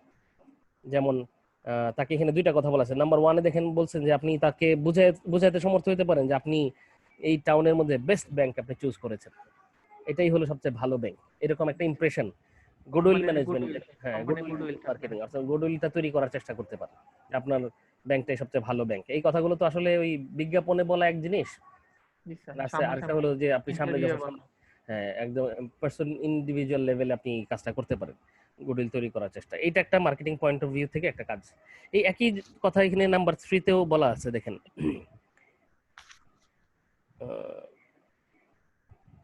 it gave an opportunity to build new bank business. আপনি ওই ব্যক্তির চাহিদাটা বুঝে, সে হয়তো বললো যে আমি আসলে এরকম লেভেলের লোক, আমার আসলে এই চাহিদাটা হয়, তো তার ইন্টারভিউ নেওয়ার কারণে তার সাথে কথা বলতে গিয়ে আপনি আপনার একটা ব্যবসার ধান্দা খুঁজে পেয়ে যেতে পারেন। অর্থাৎ আমি তো ব্যাংকিং বিজনেস করি, আর তার নিডটাও ট্রুলি জানতে পারলেন ইন্টারাকশনে। এমনিতে তো যখন বিজ্ঞাপন দিচ্ছে তখন তো এক পক্ষে হয়, আপনি বলে যাচ্ছেন আর একজন শুনে যাচ্ছে, তার থেকে শুনবার সুযোগ কিন্তু হয় না। তো এখানে কিন্তু বিজ্ঞাপনের এই সুযোগটা পাচ্ছেন, অর্থাৎ আপনি তার থেকে শুনে তার চাহিদাটা বুঝতে পেরে ওইরকম করে তাকে আপনি আবার একটা নতুন ব্যবসার প্রস্তাব দিতে পারেন, যে নতুন অফার করতে পারেন। তো মার্কেটিং পয়েন্ট অফ ভিউ থেকে এই দুইটা বিষয় 1 এবং 3, এবং 2 এবং 4-এ দেখেন এই দুইটা বিষয় কিন্তু ম্যানেজমেন্ট পয়েন্ট অফ ভিউ থেকে, যে আপনি প্রথমটাতে বলা আছে লোন ডিসিশন নেওয়ার ক্ষেত্রে আপনাকে সাহায্য করবে ইনফরমেশন কালেক্ট করা। অনেক কথা ভার্বাল, অনেক কথা নন ভার্বাল, অনেক কথা কাগজে লেখা আছে যেগুলো মুখে বলা হয় না। তো অনেক কথা মুখে বলা হয়, কাগজে লেখা হয় না। আর অনেক কথা লেখাও হয় না, বলাও হয় না, কিন্তু চেহারা দেখে বুঝে নিতে হয়, চোখে চোখে কথা হয়ে যায়। তো এই বিষয়টা, অর্থাৎ collection of information, necessary information, এটা একটা ইন্টারভিউ একটা উদ্দেশ্য। ইন্টারভিউ যখন নেওয়া হবে, কিছু নন ভার্বাল, কিছু নন রিটেন ইনফরমেশন কিন্তু আপনি পেয়ে যাবেন তার কাছ থেকে। রিটেন কথাগুলো তো ইন্টারভিউ ছাড়া এমনিতেই ডকুমেন্ট যেটা ফাইল সাবমিট করছে ওই ফাইলের মধ্যেই তার আছে। আপনার নাম কি এই কথা তো আপনাকে ওই জিজ্ঞেস করে জানতে হবে না, কারণ নাম ওখানে লেখা আছে, ন্যাশনাল আইডি নাম্বার কত, জন্ম কত, ওইগুলো তো সব ওখানে লেখা আছে। কিন্তু যেগুলো নাই সেটা হলো যে আপনি আপনি লোক হিসেবে কেমন, লোকটা মানে লোক হিসেবে মিস্টার এক্স যিনি অ্যাপ্লাই করেছেন, আসলে কি উনি লোন দেওয়া নেওয়ার ব্যাপারে উনি কি আসলে কি তাকে দেওয়া যায় কিনা, কি স্ট্যাটাসের লোক, শরীফ লোক, ভদ্রলোক কিনা, এই বিষয়গুলো কিন্তু আপনি ভদ্রতা অভদ্রতা তো নিশ্চয়ই ক্যারেক্টার সার্টিফিকেট দিয়ে বোঝা যায় না। তো এটা আপনি ইন্টারভিউ নিলে বুঝে যাবেন। একই কথা বলা আছে নাম্বার 4-এ, একই রকম, সেটা হলো এটাও বোঝা যাবে ইন্টারভিউ নিলে অবটেন ডেটা, এনাফ ডেটা, আপনি ভালো ডেটা পেয়ে যাবেন যেটা দ্বারা বুঝতে পারবেন understand weather to ensure that can be collected, অর্থাৎ রিকভার করা যাবে কিনা, অর্থাৎ লোন দেওয়ার ব্যাপারেও সিদ্ধান্ত নিতে পারবেন, লোন দেওয়ার পর সেটাকে আমি কালেকশন করতে পারবো কিনা এই ব্যাপারটাও আপনি এই ব্যাপারেও তথ্য পেয়ে যাবেন। তথ্য কালেকশন করা, অর্থাৎ ম্যানেজমেন্টের এই দুইটা কাজ ক্রেডিট ম্যানেজমেন্টের একদম কোর পার্ট, যে লোন অ্যাপ্রুভাল এবং লোন রিকভারি। তো অ্যাপ্রুভাল এবং রিকভারি দুইটা কথাই আপনি ইনশাআল্লাহ মিটিং থেকে, ইন্টারভিউ থেকে বুঝতে পারবেন। তো যাই হোক, আমার যে কথাটা বলা উদ্দেশ্য, লোন ইন্টারভিউ এর প্রধান উদ্দেশ্য যেটা গোল, এখানে 4টা গোলের কথা লেখা আছে। এই গোলগুলোকে আমরা 2 ভাগে ভাগ করতে পারি, মার্কেটিং পয়েন্ট অফ ভিউ থেকে 2টা, ম্যানেজমেন্ট পয়েন্ট অফ থেকে 2টা। আচ্ছা, বুঝতে পেরেছেন? জি স্যার। এরপরে কোশ্চেনটা কি ছিল? ইনভেস্টিগেশন নিয়ে কোনো কোশ্চেন ছিল স্যার? কোন দুইটা মার্কেটিং পয়েন্ট অফ ভিউ তাহলে? মার্কেটিং পয়েন্ট অফ ভিউ, আচ্ছা এখানে 4টা কি কি আছে এটা কি বলতে পারেন? জি স্যার, এখানে আছে 4টা, হচ্ছে there is a unique opportunity to convince customer that এটা পড়তে হবে না, আপনি বলেন না যে প্রথমটা ছিল স্যার গুডউইল অফ গুডউইল। হ্যাঁ, গুডউইলটা আপনি ব্র্যান্ডিং করতে পারেন, তাই তো? আরেকটা কাজ দ্বিতীয়তে কি বলা আছে? স্যার লোন ডিসিশন, লোন দিব কিনা। আচ্ছা, জি স্যার, লোন দেব কিনা, এটা তথ্য, এটা লোন দিব কিনা এটা তথ্য পাবো, আমি ইনফরমেশন কালেক্ট করতে পারবো, তাই তো? জি স্যার। তারপর 3 নম্বর, তারপরটা হচ্ছে নিউ ব্যাংক বিজনেস, স্যার এটা মার্কেটিং। এটাও মার্কেটিং। এটা মার্কেটিং এর জন্য যে তার মাধ্যমে ওই যে আগেরটাও মার্কেটিং, প্রথমটা মার্কেটিং ছিল, ওই যে গুডউইল ব্র্যান্ডিং করা, যেটা ব্র্যান্ডিং করতে পারা এবং নতুন ব্যাংক বিজনেসের ব্যবস্থা করতে পারা। এই 1 আর 3 নাম্বার হলো মার্কেটিং, আর 2 আর 4 হলো ম্যানেজমেন্ট পয়েন্ট অফ ভিউ থেকে। কারণ এই 2 আর 3 কি বিষয়, সরি 2 আর 4 কি বিষয় বলেন তো দেখি? 2 হচ্ছে লোন ডিসিশন, 4 হচ্ছে কালেক্ট করা, আর একটা হলো লোন দিব কিনা সেটা ইনশিওর করা, লোনটা রিকভার করতে পারবো কিনা, লোন হলো দেওয়া, আর ওই 4 হলো কালেকশন, রিকভার করা। এই দুইটা বিষয় আপনি বুঝতে পারবেন। এগুলো হলো তথ্য সংগ্রহ। দেখেন 2 এবং 4 এ দুইটাতে বলা আছে, একটা হলো ইনফরমেশন কালেকশন, একটাতে বলা আছে ওই ডেটা কালেকশন, ওই একই কথা আর কি। তথ্য সংগ্রহ করা যাবে, রিকোয়ার্ড ডেটা, নেসেসারি ডেটা, জি স্যার। এই দুটো ম্যানেজমেন্ট পয়েন্ট অফ ভিউ থেকে। তো আমাদের 4টা লোন ইন্টারভিউয়ের উদ্দেশ্য, উদ্দেশ্য 4টা, ঠিক আছে? 4টা সম্পর্কে স্যার আমাদের এই ক্লাসটা কি রেকর্ড হচ্ছে? রেকর্ড হচ্ছে? হ্যাঁ ঠিক আছে। হ্যাঁ ঠিক আছে। তো এরপরে আমাদের কি বিষয় হলো, ক্রেডিট ইনভেস্টিগেশনটা নিয়ে কোনো কোশ্চেন মনে হয় ছিল না, তাহলে যদি না থাকে তাহলে আমরা একটু সামনে যাই। Qualification of A credit investigator, problem হচ্ছে যে প্রশ্নটা থাকলে ভালো হতো, প্রশ্নটা থাকলে ভালো হতো, নাহলে অযথাই আমি প্রত্যেকটা বিষয় আমি নিশ্চিত যে ওই লোন ইন্টারভিউয়ের গোল এইরকম একটা কোশ্চেন ছিল, এটা একটু আলোচনা করলাম। আলোচনা করার দ্বারা কি হয়, এটা ক্লিয়ার হয় জিনিসটা এরকম এরকম। সময় তো লাগে আলোচনা করতে, তো আলোচনার সময়টা আমাদের কাজে লেগে গেল, কিন্তু এমন একটা কোশ্চেন আলোচনা করলাম যে কোশ্চেনটা শেষ পর্যন্ত নাই ওখানে, নাই। তো না থাকলে আলোচনা করলে কি হয় যে আপনি বুঝলেন কিন্তু পরীক্ষায় আসবে না, আবার যেটা পরীক্ষায় আসবে সেটা আবার আলোচনা করবে না। এই ঝামেলাটা হতো না আর কি যদি থেকে যেত। আসলে আমি দায়িত্বশীল হইতে পারতাম, হয়তো কোশ্চেনগুলো খুঁজে বের করার চেষ্টা করতাম। ঢাকাতে তো অনেকে আছে, তোদের কারো কাছে নাই? ঢাকাতে যারা আছো, এটা তো আপনারা ঢাকায় আছেন তারপরেও নাই, মানে হলো আপনাদের পড়াশোনা। জি স্যার, সেটাই তো বুঝতেছি। সেটাই। আচ্ছা যাই হোক, আমরা পরে 31 মানে 31 নম্বর পর্যন্ত যে শীট দিছেন এটা স্যার 31টা কোশ্চেন দেখা টোটাল 60টা কোশ্চেন, টোটাল তো 60টা কোশ্চেন হবে। 60টা কোশ্চেন যেটা আমার কাছে একটা আছে 31 পর্যন্ত আর কি। ওটা তো ব্যাংক ফান্ডের, ওটা ব্যাংক ফান্ড পর্যন্ত যে আছে ওখানে কি এই কথাগুলো নিয়ে কোশ্চেন আছে, ওই যে ইন্টারভিউ গোল লোন? স্যার ওটা তো ব্যাংক ফান্ডের, স্যার ওটা ব্যাংক ফান্ডের ভাগ স্যার 31টা কোশ্চেন। না স্যার না, এইগুলা নাই। কিন্তু আমরা ক্রেডিট ম্যানেজমেন্টেরও তো কোশ্চেনগুলো দিয়ে দিয়েছিলাম আগে। এই কোশ্চেন দেওয়ার অর্থ হলো একটা সিলেবাস ডিফাইন করা, আমাদের পড়ার জায়গাটা ঠিক করা, তো যাতে করে আপনি পড়ার এরিয়াটা বুঝে ফেলেন কি পড়বো। তারপর পড়াশোনা তো এখন চলছে। আমরা তো অনেকেই 31 পর্যন্ত পাইছি, 60 তো পাইনি স্যার। পাওয়া না পাওয়া সেটা আপনাদের ব্যাপার, কিন্তু দিয়েছি তো নিশ্চিত। না দিয়ে তো আর ক্লাস শুরু করিনি। না স্যার 60টাই দিবেন স্যার। ক্লাস তো আর অনলাইনে শুরু হয়নি, এর আগেই তো শুরু হয়েছিল। তো ওখানে ক্রেডিট ম্যানেজমেন্ট, যেদিন ক্রেডিট ম্যানেজমেন্ট আজকে 4th চ্যাপ্টার পড়তেছি, তো মানে আরো 2টা চ্যাপ্টার, 4th মানে অবশ্য 3য় চ্যাপ্টার, আগে 2টা চ্যাপ্টার পড়া হয়েছে। ইসলামী ব্যাংক পড়ছিলাম স্যার লাস্ট মান্থে, যে ইসলামী ব্যাংকের ওই ইসলামী ব্যাংক পড়েছিলেন। এর আগে ক্রেডিট কাকে বলে, ক্রেডিটের কত টাইপস অফ ক্রেডিট, কত রকমের ফান্ডেড নন ফান্ডেড ক্রেডিট, এসব পড়েছিলাম তো অবশ্যই।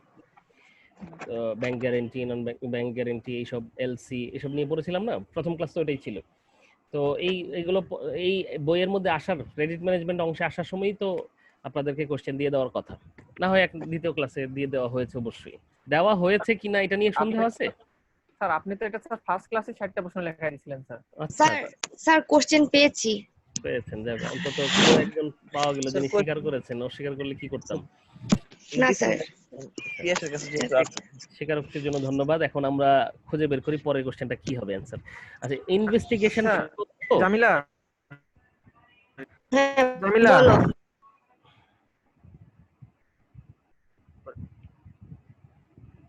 এই ক্রেডিট ম্যানেজমেন্টের এটা মানে ছবি তুলে দিব? হ্যাঁ হ্যাঁ, ক্রেডিট ম্যানেজমেন্টের যে ভাগটা আছে, স্যার প্রশ্ন দিতে 29টা, ওইটা আমার ছবি তুলে দাও, আমি এখানে মানে প্রশ্নগুলো ছবি দিব না? হ্যাঁ হ্যাঁ হ্যাঁ। আচ্ছা, এমনি sir centralised versus decentralised credit investigation এটা আছে? জি স্যার, এটা আছে, এই প্রশ্নটা আছে। আচ্ছা সুন্দর, তাহলে এটাই শুরু করি আমরা। স্যার আমি ছবি দিচ্ছি। আচ্ছা, তাহলে সেন্ট্রালাইজড ডিসেন্ট্রালাইজড এটা হলো ক্রেডিট ইনভেস্টিগেশন নিয়ে। তো ইনভেস্টিগেশন তার মানে একটা পার্ট আছেই। তো ইনভেস্টিগেশন কাকে বলে যদি সংজ্ঞাটা চায়, তাহলে এখানে আপনি আপনার এখানে পেজ কত নম্বর? হ্যাঁ, পেজ 75 এ কিন্তু এখানে সংজ্ঞাটা পাবেন।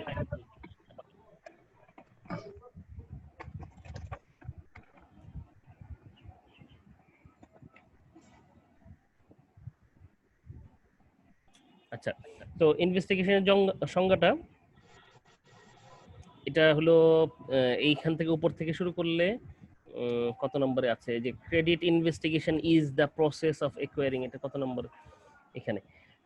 Acquiring enough information 6 number line আছে এটা হ্যাঁ credit investigation is the process of acquiring enough information from different sources to determine the loan applicant's willingness and capacity to service the proposed loan.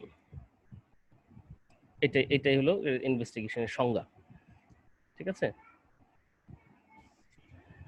যদি সংজ্ঞা লিখতে চান আর কি। আর যদি এখানে দুটা স্টেপ আছে ক্রেডিট ইনভেস্টিগেশনে। একটা ফার্স্ট স্টেপ হলো what questions justify the work of obtaining an answer. Second should determine who is the best suited to handle the credit investigation. Third হলো what are the probable solution for information. তৃতীয় আসলে investigation করার আগে আপনাকে নিশ্চিত করতে হবে যে কি কোশ্চেন আপনি চাচ্ছেন করবেন। ইনভেস্টিগেট করার জন্য আপনাকে কোশ্চেনটা রেডি রাখতে হবে। What the question to justify, আপনি ইনফরমেশনের জন্য তার অবস্থান যাচাই করার জন্য জাস্টিফাই করার জন্য আপনি কি কি কোশ্চেন করবেন। তারপরে ইনভেস্টিগেশনের জন্য কে করবে এই কোশ্চেনগুলো এবং অ্যান্সারগুলোর এই তথ্যগুলো কোত্থেকে পাওয়া যাবে, কোশ্চেনগুলোর অ্যান্সার কোত্থেকে পাওয়া যাবে ইনভেস্টিগেশনের জন্য।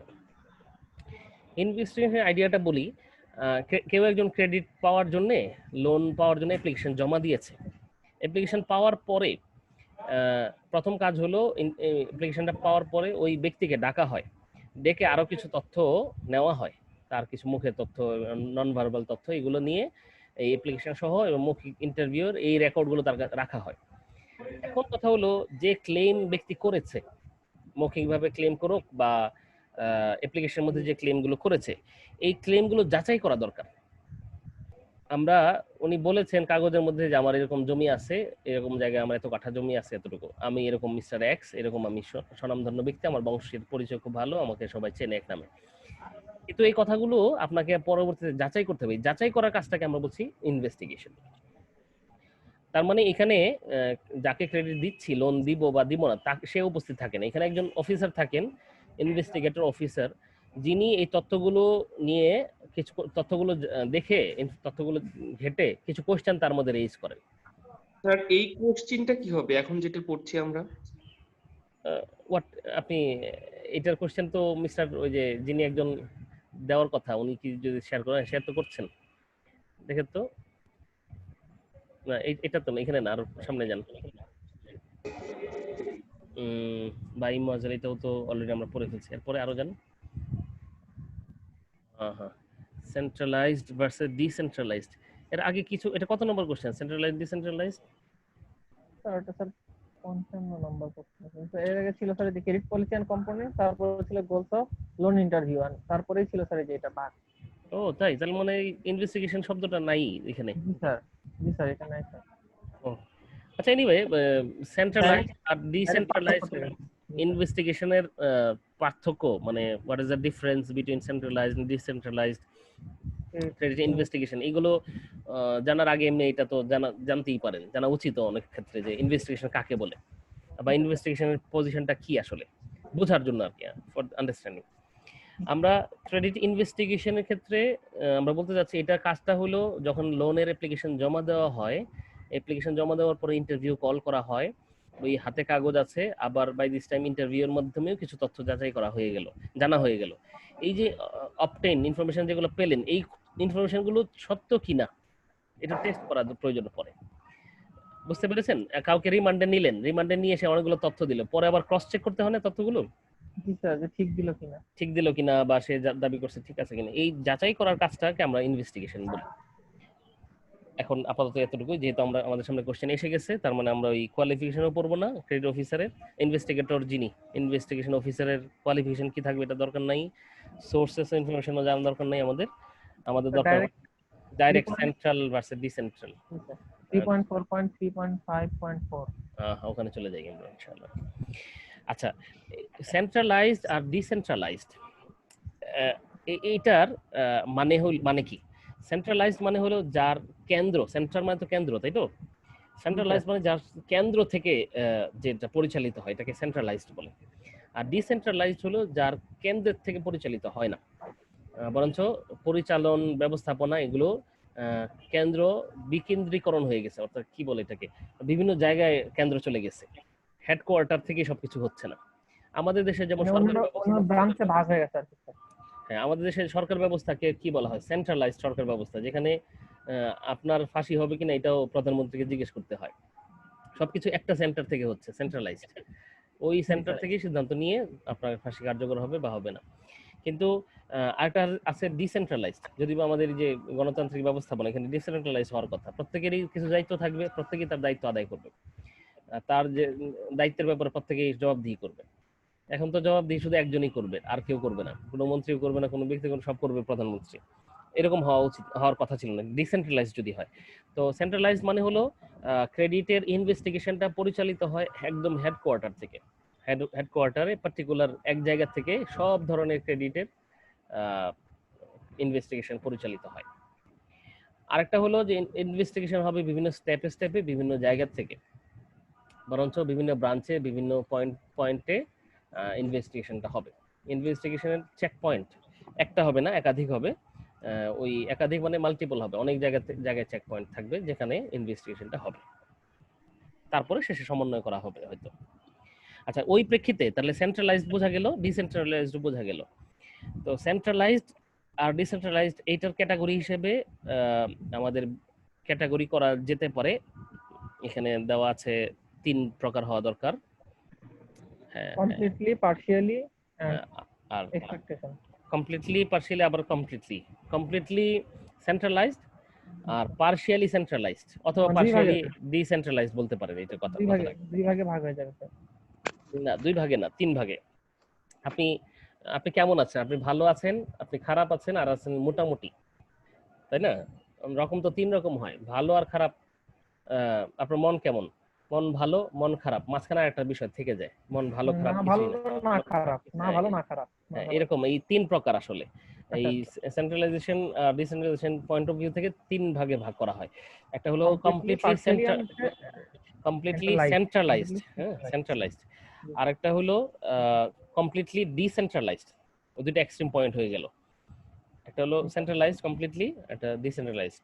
আর একটা হলো মাঝামাঝি, অর্থাৎ পার্শিয়ালি সেন্ট্রালাইজড, অথবা অনেকে এটাকে বলে পার্শিয়ালি ডিসেন্ট্রালাইজড। আপনি তাও বলতে পারেন, তাতে কিছু আসা যায় না। যাহা পার্শিয়ালি সেন্ট্রালাইজড তাহাই পার্শিয়ালি ডিসেন্ট্রালাইজড। পুরোপুরি সেন্ট্রালাইজড না, পুরোপুরি ডিসেন্ট্রালাইজড না। তবে এই যে পার্শিয়ালি সেন্ট্রালাইজড, এটার আবার 3 রকম: foreign domestic, accounts, non accounts, centralised with exception. আচ্ছা, এটা আমি পরে আসি, আগে কমপ্লিটলি সেন্ট্রালাইজডটা কি এটা চেক করি। কমপ্লিটলি সেন্ট্রালাইজড বলতে বোঝাবে ইনভেস্টমেন্ট সিস্টেমে 1 unit is responsible for all foreign domestic all sort of investigation। লেখা আছে কোথাও দেখবেন, আচ্ছা, এই কথাটা 1 ইউনিট, একটা unit is responsible for all foreign and domestic account investigations and answering of references inquiries on customer accounts। এইটাই মূল লাইন এখানে। তার মানে একটা ইউনিট রেসপন্সিবল হবে পুরো ইনভেস্টিগেশনের জন্য।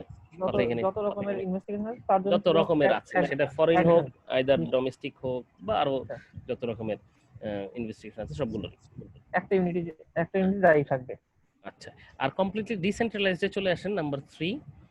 দেখেন এখানে বলা আছে each department or branch service only and possibly those of these customers including account and non-accounting investigation.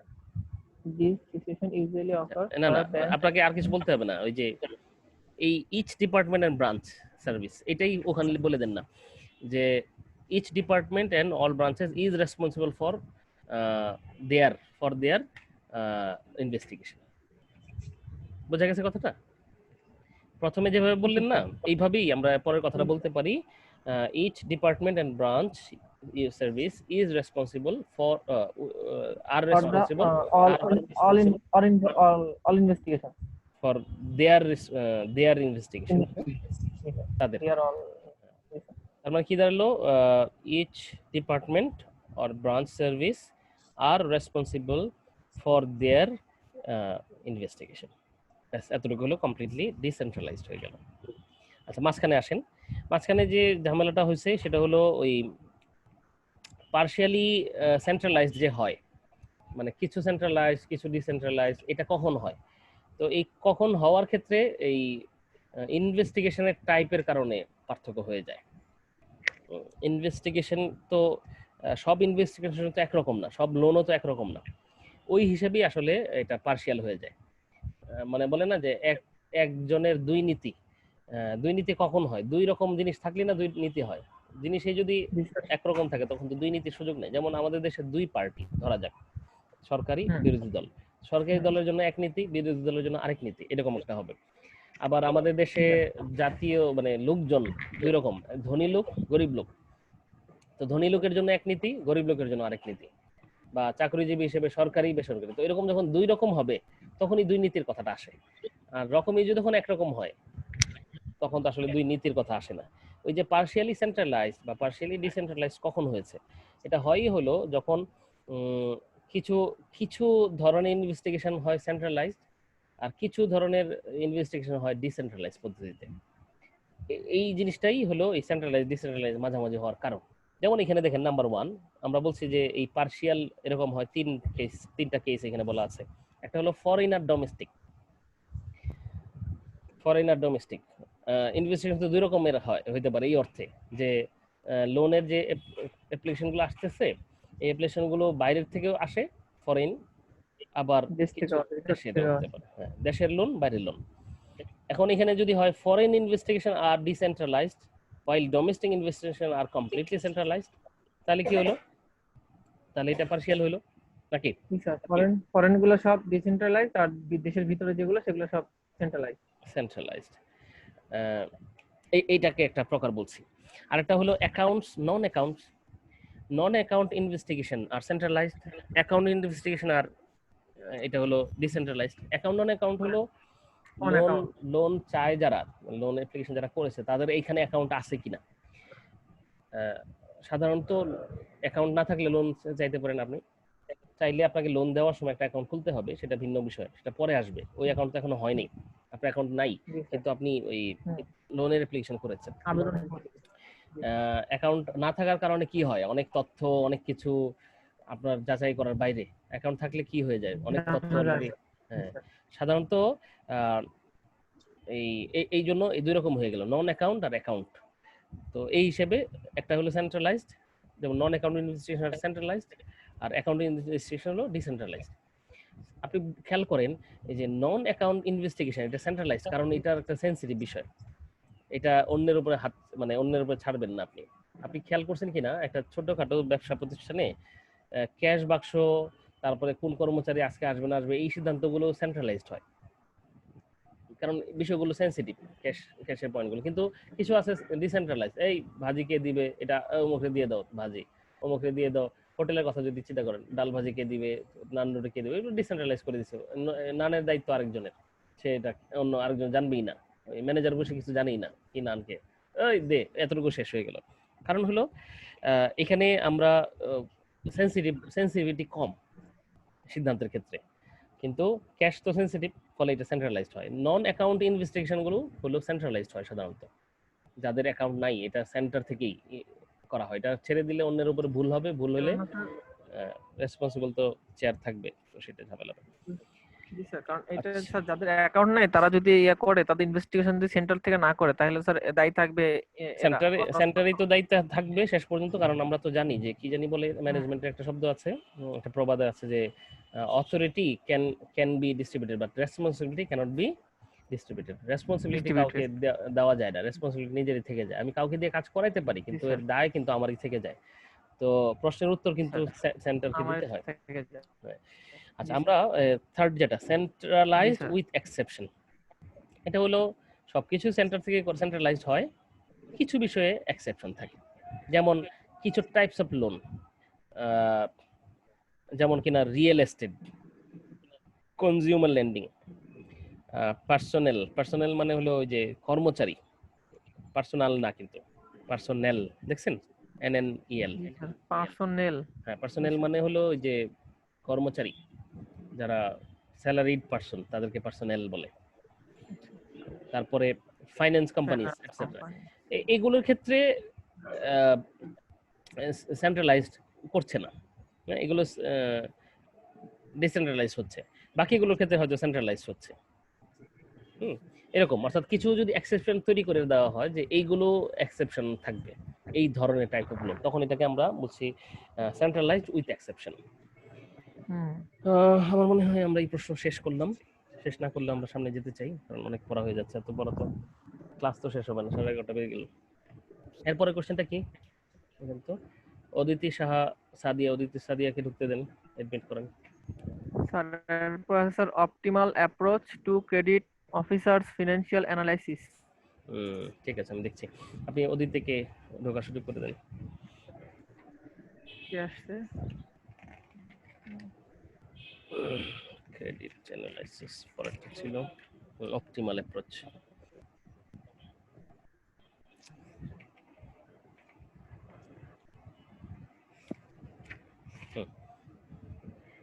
আচ্ছা, এটা এই অপটিমাল অ্যাপ্রোচটা পেতে হলে আপনাকে একটু কষ্ট করে ফিগার 3.4 এ যেতে হবে। একটা ফিগার আছে দেখেন, এরকম ফ্লো চার্ট, ফিগার 3.4 দেখছেন?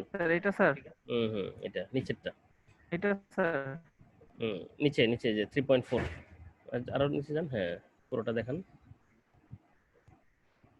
একটু উপরে ওঠেন তাহলে তো ক্লিয়ার হবে, আর একটু, হ্যাঁ ঠিক আছে ঠিক আছে, ডান।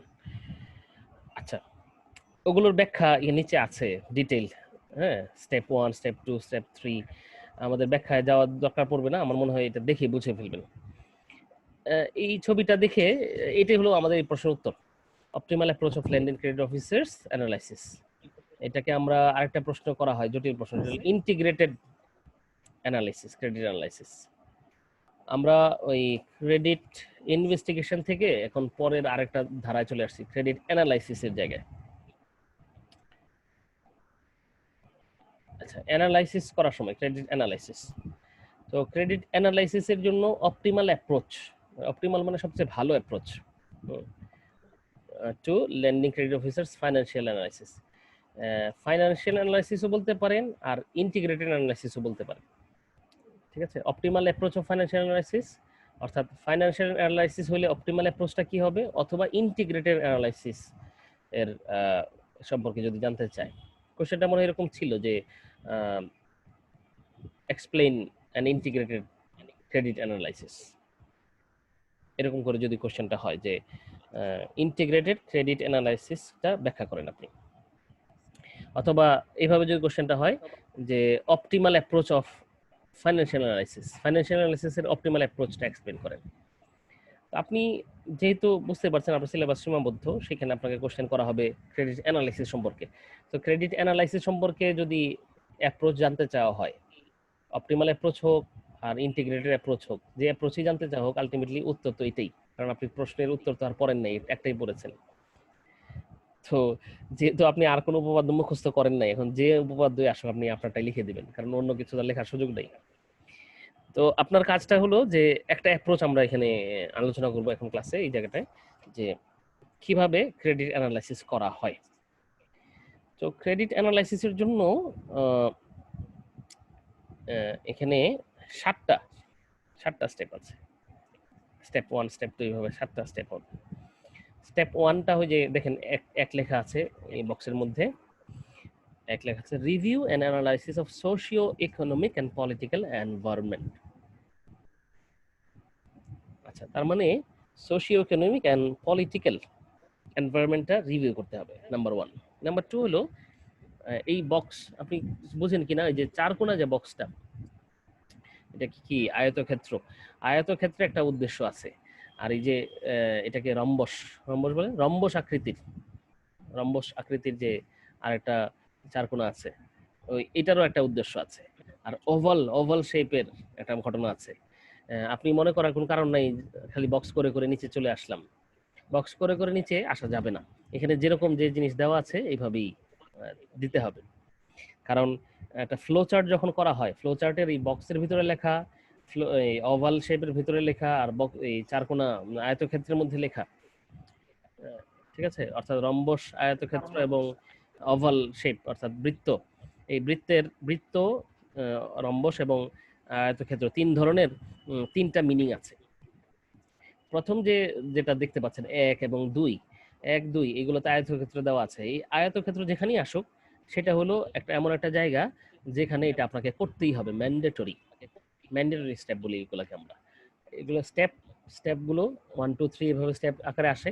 তো এখান থেকে এটা করতেই হবে এবং এরপরে যেটা বক্স আছে ওটাও করতে হবে। বক্স টু বক্স আপনাকে যেতেই হবে।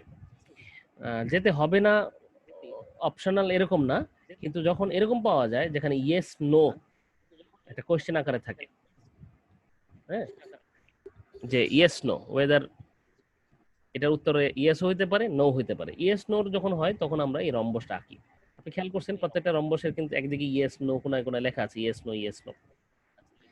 ইয়েসটা সাধারণত পজিটিভ, তার মানে নিচের দিকে যায়, নো সাধারণত ডানে চলে যায় বা বামেও চলে যেতে পারে। কেউ যদি লেফট হ্যান্ডে করে থাকে, দুইটা অ্যাপ্রোচ আছে flow chart, left hand flow chart, তখন আমরা বাম দিকের যে কোনাটা গেলে ওইখানে নো দিয়ে যাই।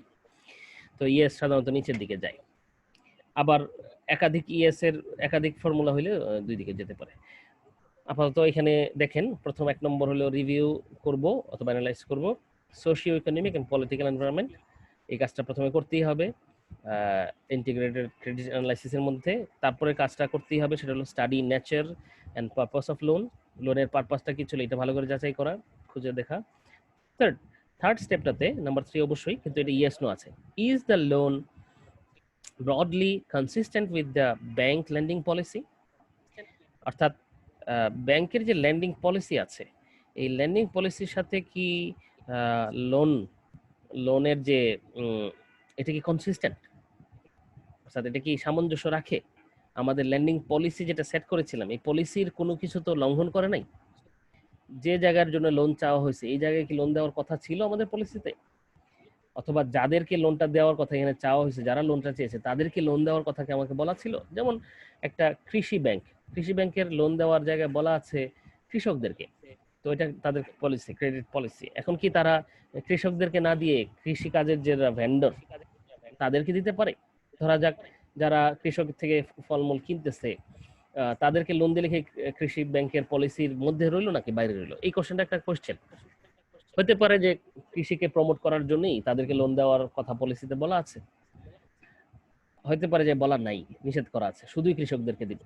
আমরা ফার্মার্স ব্যাংক তো আমাদের দেশে ছিল, সে তো লোন তো ডিফল্ট যে হয়েছে, লোন ডিফল্ট তো হইলো তো কৃষকদেরকে দেওয়ার কারণে না, যাদেরকে দিছে তাদেরকে দেওয়ার কথা ছিল কিনা এটা একটা কোশ্চেন, দিয়ে যে শেষ পর্যন্ত লোন উদ্ধার করতে পারে নাই, কিন্তু তাদেরকে দেওয়ার কথা পলিসিতে ছিল কিনা। তো তার মানে থার্ড পয়েন্টে এসে প্রথম কোশ্চেনটা হবে এটা যে আমাদের লোনটা কি ব্রডলি কনসিস্টেন্ট, এটা কি consistent with credit policy, lending পলিসির সাথে কনসিস্টেন্ট কিনা? উত্তর কি হতে পারে? ইয়েস হতে পারে, নো হতে পারে। নো হইলে এখানে রিজেক্ট এন্ড অ্যাডভাইস, এখানে শেষ অ্যানালাইসিস, আর কোনো ঝামেলা নাই, লোন দেওয়া যাবে না, এবং রিজেক্ট করে দেন এবং একে অ্যাডভাইস করেন যে আপনি এইভাবে হবে না, আমাকে এইভাবে আসলে আমি দিতে পারবো।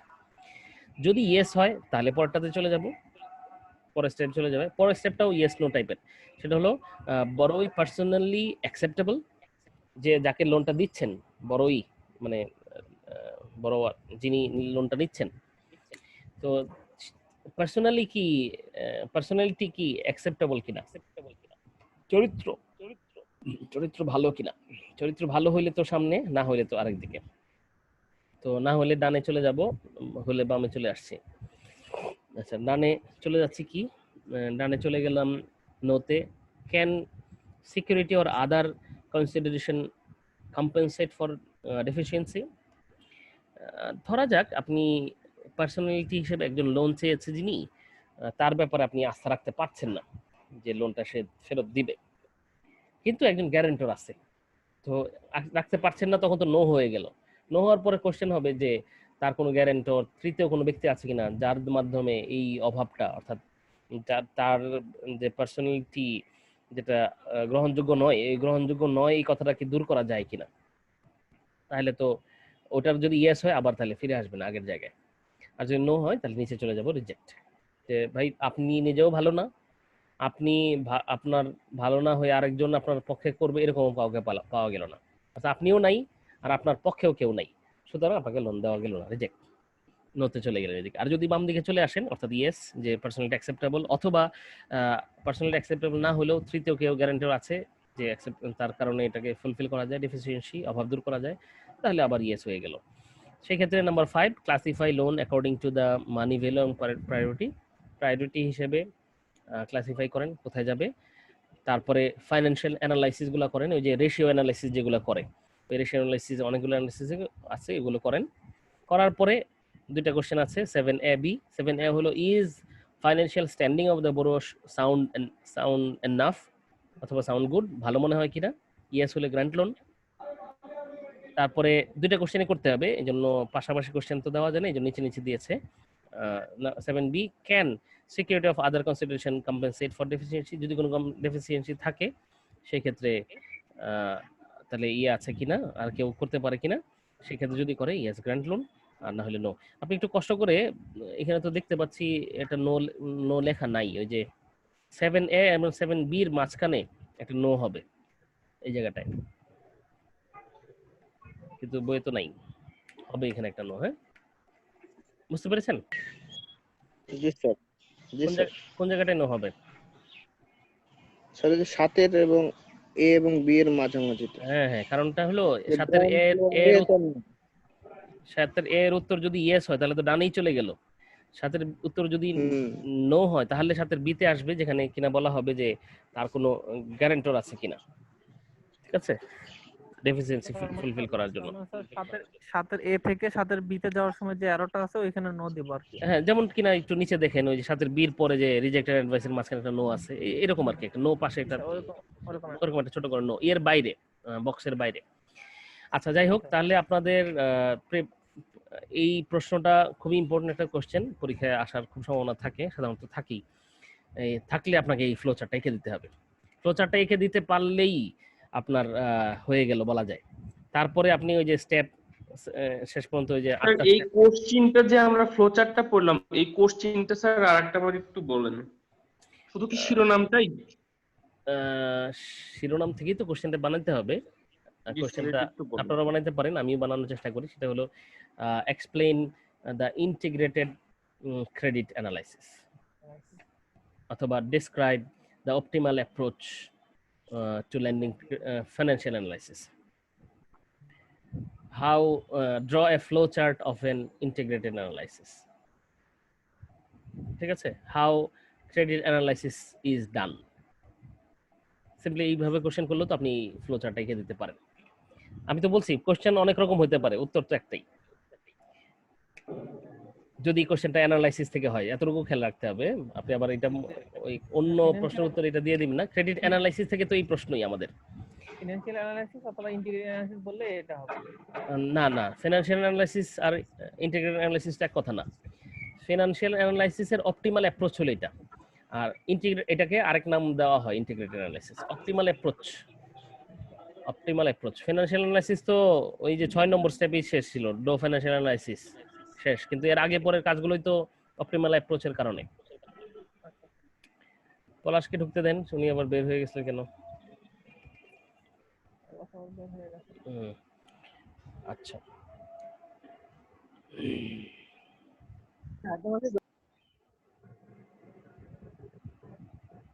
আচ্ছা, যে কথা বলতে চাচ্ছিলাম, এই ফ্লো চার্টটা আমাদের খুব ইম্পর্টেন্ট এই প্রশ্নের অ্যান্সারের জন্য, যে ক্রেডিট অ্যানালাইসিস থেকে যে কোশ্চেনটা আসবে এই কোশ্চেনের অ্যান্সার দেওয়ার জন্য এই ফ্লো চার্টটা আপনাকে পারতে হবে। ফ্লো চার্টটা খুবই ইজি, আমার মনে হয় না যে পরের পৃষ্ঠায় যে স্টেপ 1 2 উত্তর দেওয়া আছে এগুলো খুব বেশি আপনাকে পড়তে হবে, তারপরেও আপনি পড়লেন যদি আপনার কোনো কাজে লাগে। তখন কি শুধু স্যার ফ্লো চার্ট টাকায় দিলে হবে না, নিচে এরকম বর্ণনা আবার দেখাই? এটা আপনি বুঝবেন পরীক্ষায় সময় সাপেক্ষে সাপেক্ষে, আগে তো ফ্লো চার্টটা আঁকবেন। ফ্লো চার্ট টাকাতেই তো স্যার একটু দেয়া হবে স্যার। হ্যাঁ, আঁকেন আঁকার পরে আপনি দেখেন না, অনেকে তো আঁকার পরেও কিছু লিখবে, সময় থাকবে অনেকের, আর অনেকে এই উনাফল কাজ করতে গিয়ে আরেক ফরজ কাজ ছুটে যাবে, এইসবই তো হবে যা হওয়ার, ওইভাবেই। তো এখন 11C নামে কোনো কোশ্চেন আছে কিনা দেখেন তো ওখানে। জি স্যার, আছে স্যার, আছে? জি স্যার, হ্যাঁ, থাকারই কথা। 11C নামে একটা কথা আমাদের, 11 C's of CM মানে ক্রেডিট ম্যানেজমেন্ট। ক্রেডিট ম্যানেজমেন্টের 11টা সি আছে, এগুলোকে অনেকে 11C অফ ক্রেডিট ম্যানেজমেন্ট বলে, অনেকে কম্পোনেন্টস অফ ক্রেডিট অ্যানালাইসিস। হ্যাঁ, ক্রেডিট অ্যানালাইসিসের কম্পোনেন্টও বলে, ঠিক আছে? তো অর্থাৎ কি কি জিনিস অ্যানালাইজ করতে হয়, এই হলো কথাটা। ক্রেডিট অ্যানালাইসিসে কি কি জিনিস থাকতে হয়, এই 11C গুলো এই যে এই পেজেই এই যে সি সি সি দেখেন, ওই যে 83 সংক্ষেপে একদম শুধু character, capital, capacity, collateral, collateral consequences, cash flow, condition, current information, customer relationship, corporate life cycle, আর হলো economic condition। 11টা হয়ে গেছে কি? লাস্টেরটা এসে ইকোনমিক কন্ডিশন, মানে ইটা আগে আসছে, কন্ডিশনটা পরে গেছে। আচ্ছা, ওই তো তবু তো না হলে তো 10C1E এসে বলতে হতো, সব ঝামেলা দরকার কি? কন্ডিশন তো আছে না, তো কি কন্ডিশন? Economic condition. তো 11টাই হলো কিনা সি? এখানে বুঝতে না পারার মতো কি আছে? কোল্যাটারালটা কি বোঝের কিনা? কোল্যাটারালের বাংলা হলো জামানত। কোল্যাটারাল, ঠিক আছে? এই জামানত সম্পর্কেও জানতে হয় না, নাকি এটার প্রয়োজন নাই? জামানত তো জানতে হবে, এগুলোই।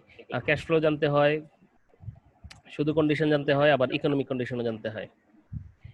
আচ্ছা, ঠিক আছে, এগুলোর একটু ব্যাখ্যা ভিতরে আছে। ওই যে জামানত, এই কথাটা হয়তো আমি বাংলা বলে দিলাম, আশা করছি এক কথায় বুঝে গেছেন এর হাকিকত কি। তারপরে ওই যে সি মানে যে ক্যারেক্টার, এইগুলো পড়বেন এখানে। আমি আর এটা পড়াইতে চাচ্ছি না, আসলে চাচ্ছি না, বুঝতেই পারছেন, কারণ এক একটা ধরে ধরে এই শেষ পর্যন্ত এটা যদি আমাদের এক্সপ্লেইন করতে বলেন স্যার, তাহলে আমাদের এই কম্পোনেন্ট গুলো আর কি জাস্ট একটু করে ডেসক্রাইব করে দিলে তো হবে। এক লাইন দিলেন, হ্যাঁ জাস্ট এক লাইন দিলেন যে এই জিনিসটা কি আর কি, এটা বুঝাইলেই হলো। হ্যাঁ, বেশ হ্যাঁ, সেটাই হয়ে গেল এখানে কাজ। ওকে, এরপরে কোশ্চেনটা কি ছিল? এরপরে কোশ্চেন ছিল sir risk coding or loan grading. এটা তো একটা ঝামেলার বিষয়, কোডিং গ্রেডিং। তো এটা স্যার একটু বোঝাইতে হবে, বোঝানোর ব্যাপার আছে। দেখলাম কোডিং গ্রেডিং নিয়ে মানন ভাই দেখলাম কি করছেন। আচ্ছা, বাদ দেন। আচ্ছা, আমি আমার একটা রাস্তা পেয়েছি এখানে, সহজ। আপনাদের সবচেয়ে সহজ কাজ হলো বোঝানো ছাড়া যদি মুখস্থ করার জন্য বলে দেওয়া যায়। আরেকটু নিচে যান, দেখেন তো। হ্যাঁ, এই যে পেয়েছেন, হ্যাঁ, গ্রেড 1 থেকে গ্রেড 10 পর্যন্ত, ঠিক আছে। আচ্ছা, শেষে 10 নম্বরটা একটু দেখেন তো কি লিখছে। Possible loss on account of over 50%। আচ্ছা, 50 ভাগের বেশি হলে এটাকে গ্রেড নম্বর কত দিব আমরা? 10। গ্রেডিং করতে গেছি, 10 নম্বর গ্রেডে দিছি যে তার অবস্থা। লসটা যদি বাকিতে হয় 50% উপর। হ্যাঁ, বাকিতে না, এই লসটা হলো এই অ্যাকাউন্টের যে অ্যাকাউন্ট, একটা তো আমরা একটা ক্রেডিট একটা অ্যাকাউন্ট বলি, হ্যাঁ, অর্থাৎ এই ক্রেডিট আদায়ের যোগ্য হলো ইয়ের 50 ভাগেরও কম আদায় হবে, মানে 50 লসটা 50% বেশি হবে আর কি। হ্যাঁ, সেটাই। ধরেন 100 টাকা দিয়েছিলেন, আপনি 60 টাকা পাবেন, 50 ভাগের কম পাবেন। আর 10 থেকে 50 এর মধ্যে হলো 9 নম্বর গ্রেড, আর লসটা যদি 10 এর নিচে হয় তাহলে 8 নম্বর গ্রেড। তার মানে এইভাবে একটা ক্লাসিফিকেশন হয়ে গেল শেষের তিনটা, তাই তো? আচ্ছা, তার মানে 1 থেকে 8 পর্যন্ত হলো 10 এর নিচে। 1 থেকে 8 পর্যন্ত 10 এর নিচে, রাইট। আচ্ছা, আগে 1 নম্বরটা পড়েন। সবচেয়ে ভালো গ্রেডের লোন কাদের, মানে রিস্ক সবচেয়ে কম কোথায়? কম। নাম্বার 1, এন্টিটিস উইথ, বলেন কেউ একজন পড়েন।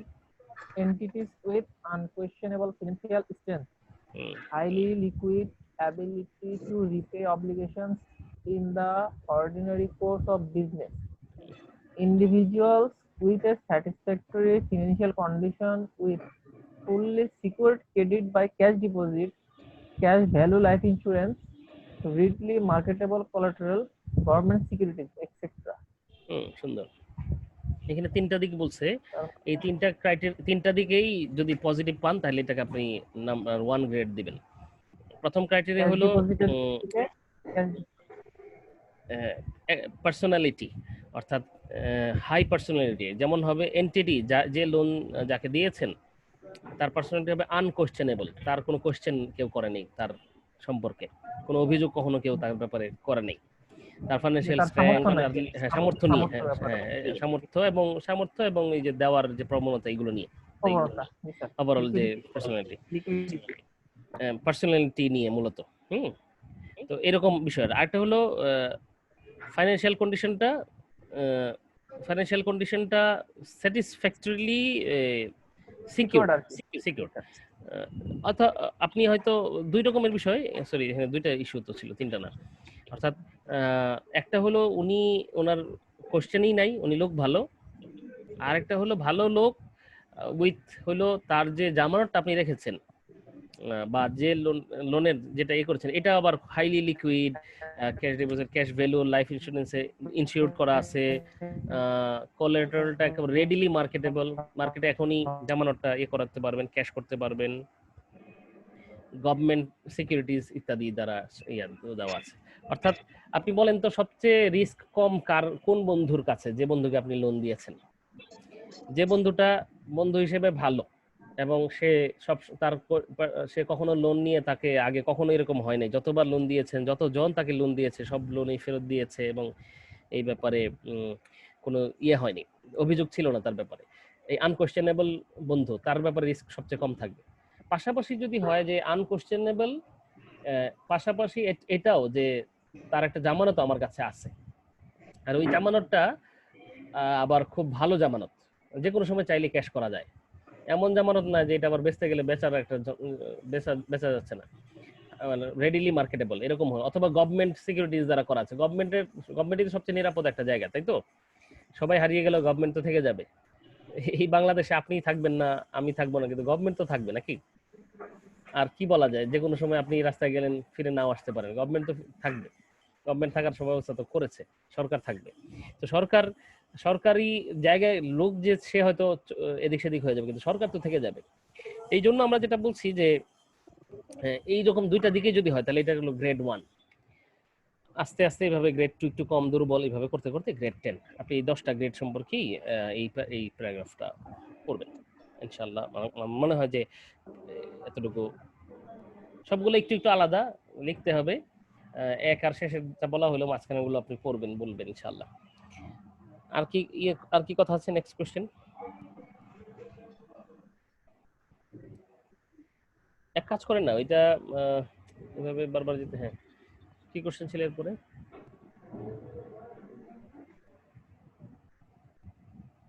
Elements, risk coding, loan grading. এটাকে দুই নামে দেখা হয়, কিন্তু লোন গ্রেডিং বলছেন, আবার রিস্ক কোডিংও বলে। হ্যাঁ, রিস্কের পয়েন্ট অফ ভিউ থেকে। Elements or principles of loan reviewer system operation. আচ্ছা, আরে সবই তো দেখি আচ্ছা।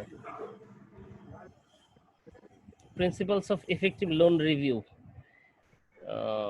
তারপরে পেজ, এর পরের পেজটাতে।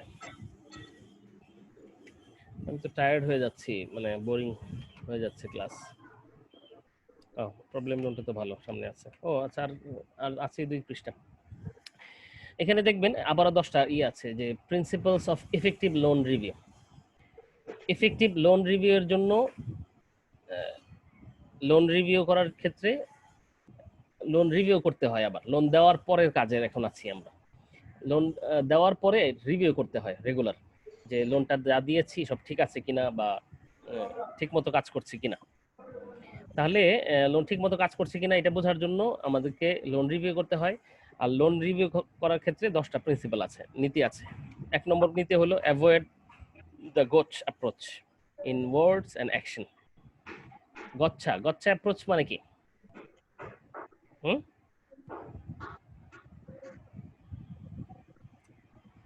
গচ্ছা বুঝেন? হ্যালো, না স্যার।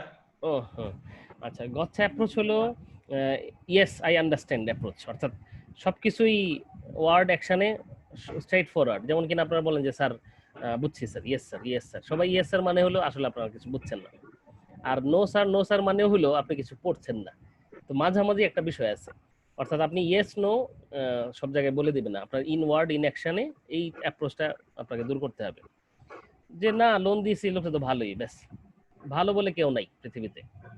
পৃথিবীতে ভালো লোক, ভালো লোন এই এরকম কিছু নাই, সবাই ভালো আবার সবাই খারাপ। মানে হলো যে ইয়েস বাট, একটা বাট আছে সাথে, না লোকটা খারাপ না, নো বাট, একটা বাট থাকবে। ওই কথাটাই বলছে যে ওই যে সব ইয়েস বলাটা বা সব নো বলা, এটাকে বলা হয় হলো গচ্ছা অ্যাপ্রোচ। ওকে, বোঝা গেছে? এটা কই? কোথায়? এটা তো স্ক্রিনে আছে, ওই যে principles of effective loan review 3.6.3.14.9 দেখেন? কয় নাম্বার? হুম, এটা কয় নাম্বার পড়াচ্ছেন স্যার? নাম্বার বলতে আপনি কিসের নাম্বার জানতে চাচ্ছেন? ওই যে কোশ্চেনের নাম্বার? না স্যার, হ্যাঁ কোশ্চেনের নাম্বারটা স্যার। কোশ্চেন নাম্বারটা একটু দেখেন। আপনি কি বলবো, আপনি তো লাইনে ছিলেন, এই লোন গ্রেডিংটা তো কত নাম্বার ছিল বলেন, এরপরের কোশ্চেন এটা। আপনি কি কোথাও গেছেন নাকি আছেন, ছিলেন? ছিলেন না? 11C পড়েছিলাম, একটা 11C পড়েছিলাম, তাই তো? এটা কত নম্বর কোশ্চেন ছিল? আপনি যদি হঠাৎ করে আপনার বয়স কত আমাকে জিজ্ঞেস করেন, আমি কি করতে পারি? তো উত্তর দেওয়া তো কঠিন হয়ে যায় না? আমরা সিকোয়েন্সিয়ালি অ্যান্সার কোশ্চেন ধরে ধরে একটা সামনে যাচ্ছি। আগের কোশ্চেনে যে নম্বর ছিল এর কোশ্চেন নম্বর সাথে 1 যোগ করে দেন। 11C যা পড়েছিলাম এর সাথে 2 যোগ করলেও পাবেন। 11C এর পরে আমরা আরেকটা কোশ্চেন পড়েছি লোন গ্রেডিং। লোন গ্রেডিং এর যে নম্বর আছে এই নম্বরের সাথে আরো 1 যোগ করলেই পরের কোশ্চেনটা পাবেন। পেয়েছেন? জি। পেয়েছেন?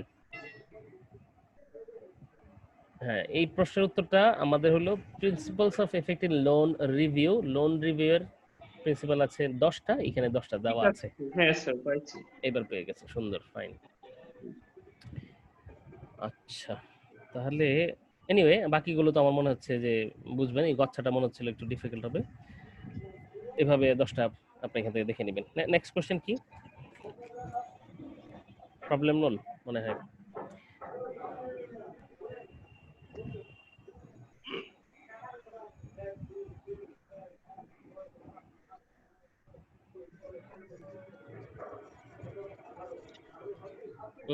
এরপর কি এলিমেন্ট শেষ? Early sign of problem loans. Problem loan থেকে একটা কোশ্চেন থাকা উচিত, মানে অন্তত কি বলবো যে ফুল সেট কোশ্চেন না হইলেও ক্রেডিট ম্যানেজমেন্ট থেকে 2টা ফুল সেট কোশ্চেন হবে, মানে এই চ্যাপ্টার থেকে। তো একটা ফুল সেট কোশ্চেন বলতে একটা কোশ্চেনের আন্ডারে তো 3-4টা ইয়ে থাকে, সাব কোশ্চেন থাকে, ছোট ছোট ABC। আমি বলছি যে প্রবলেম লোন থেকে একটা ফুল সেট কোশ্চেন ABC সবগুলো প্রবলেম লোন থেকে না আসলেও, আসবে না হয়তো, কিন্তু একটা সাবসেট কোশ্চেন থাকবেই, এটা আপনি নিশ্চিত থাকেন। তো প্রবলেম লোনটা মানে হলো যে লোনটা ভালো না, তো এই লোনটাকে আমরা প্রবলেম লোন বলছি। আচ্ছা, যে লোনটা আদায় হচ্ছে না হলেও, এই সাগরকে আবার ঢুকতে দেন তো, সাগর বোসকে, উনি বেরিয়ে গেছেন। তো যে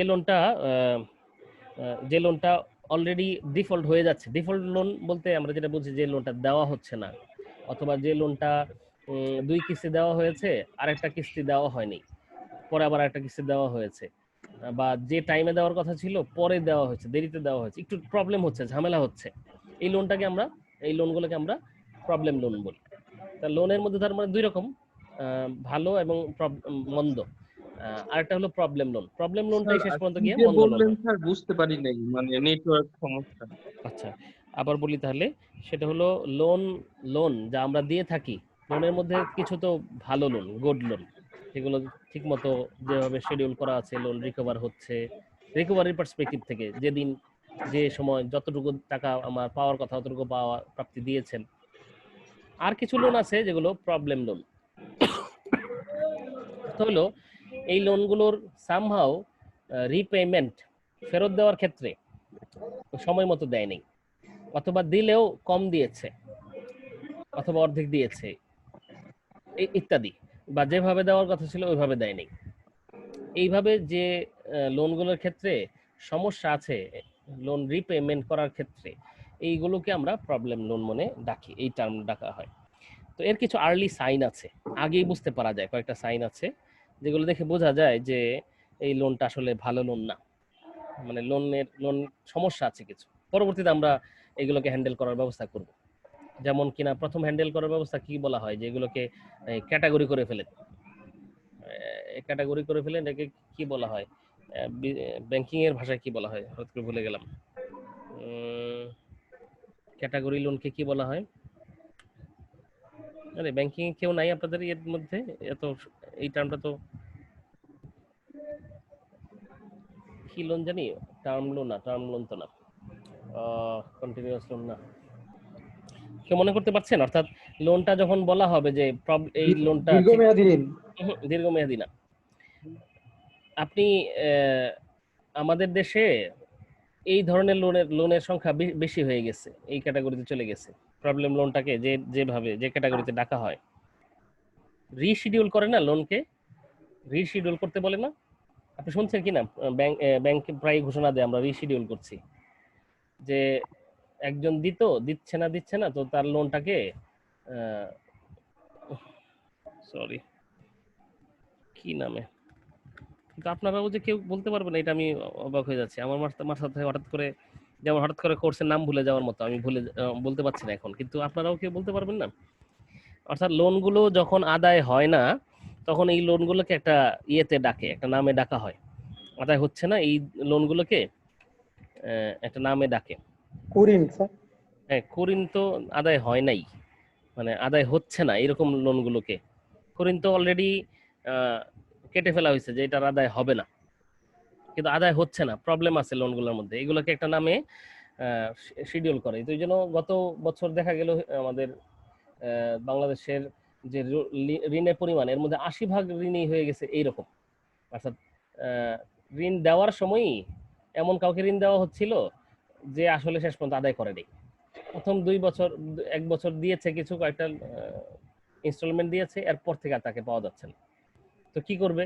তো তাকে পাওয়া যাবে না এই আশঙ্কায় তাকে একটা ক্যাটাগরিতে রেখে দিয়েছে, যে লোকটা আগে তো ভালো বলছিলাম, এখন আর অত ভালো না মনে হচ্ছে, তারপরে খারাপ, আরো খারাপ, এরপরে কুখ্যাত সন্ত্রাসী, এইভাবে কয়েকটা ক্যাটাগরিতে তাদেরকে রাখা হয়, ক্যাটাগরাইজড লোন টাইপের। ঋণ খেলাপি স্যার, ঋণ খেলাপি।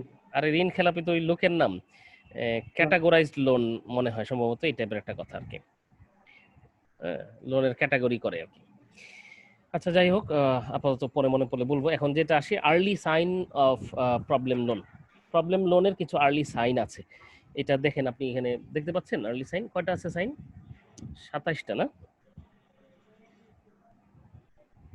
হ্যাঁ দেখতে পাচ্ছেন? জি স্যার, 27টা আছে। 27টা আছে, 27টা। হ্যাঁ 27টা। এগুলো প্রত্যেকটাই এক একটা সাইন হিসেবে কাজ করে, যে সিম্পলি যেমন একটা দেখের কোথাও আছে প্রফিট ডিক্লাইন, প্রফিট কমে যাওয়াটাও, প্রফিট কমে যাচ্ছে, এটাও একটা সাইন যে সে লোনটা প্রবলেম লোনে যাচ্ছে, ঠিক আছে?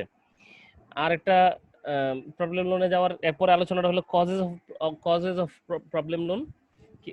কারণটা কি? এখানেও 10টা বড় বড় কারণ দেওয়া আছে, করবেন। Handling problem loan workout.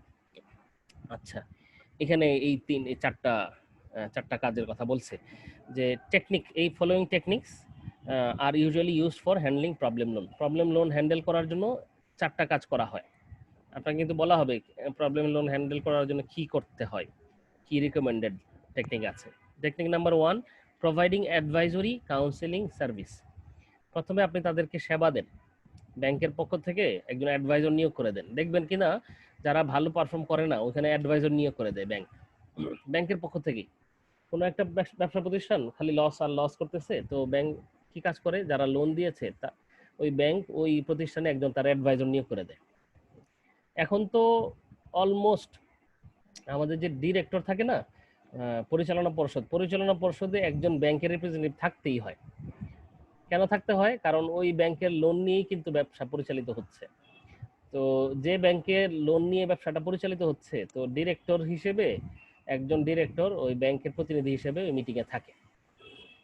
বোঝা গেছে? তাতে কারণ ব্যবসাটা লসে চলে গেলে ওই ব্যবসা প্রতিষ্ঠানের খালি ক্ষতি হবে না, ক্ষতির মধ্যে ইয়েরও হবে, ওই যে যারা লোন দিয়েছে তাদেরও হবে।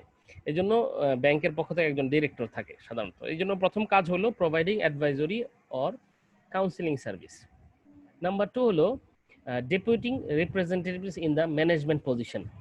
সরি এই যে দ্বিতীয় কথা যেটা বললাম এটাই, ম্যানেজমেন্ট পজিশনে একজন রিপ্রেজেন্টেটিভ রেখে দেন আপনার ম্যানেজমেন্ট পজিশনে, বোর্ড পজিশনে রাখলেন, ম্যানেজমেন্ট পজিশনেও রাখতে পারেন ওখানে যারা ম্যানেজ করে। নাম্বার 3 হলো রিশিডিউলিং অফ ক্রেডিটটা রিশিডিউল করেন। ঠিক আছে, রিশিডিউল করার অর্থ হলো যেমন আপনি প্রথমে শিডিউল করেছিলেন এইভাবে যে তুমি আমার কাছ থেকে 10 টাকা নিয়েছো, তো 5 মাসে পরিশোধ করবা। 5 মাসে পরিশোধ করার জন্য প্রথম মাসে 2 টাকা, এইভাবে দ্বিতীয় মাসে 2 টাকা, 5 মাসে 10 টাকা পরিশোধ করবা। তো প্রথম মাসে সে 2 টাকা দিল, পরের মাসে আরো 2 টাকা দিল, তো 4 টাকা পেয়ে গেলেন। এখন আর টাকা দেয় না, কি করা যায়? পরের মাস গেল, ওই 2 টাকা পান নাই, এর পরের মাসও চলে গেল, 4 মাস চলে গেল, টাকা কিন্তু দেয়নি। তো রইলো বাকি 1 মাস। তো বলতেছেন ভাই আপনার টাকা কোথায়, আপনার কাছে তো 6 টাকা পাই, এই মাসে 6 টাকা দেন।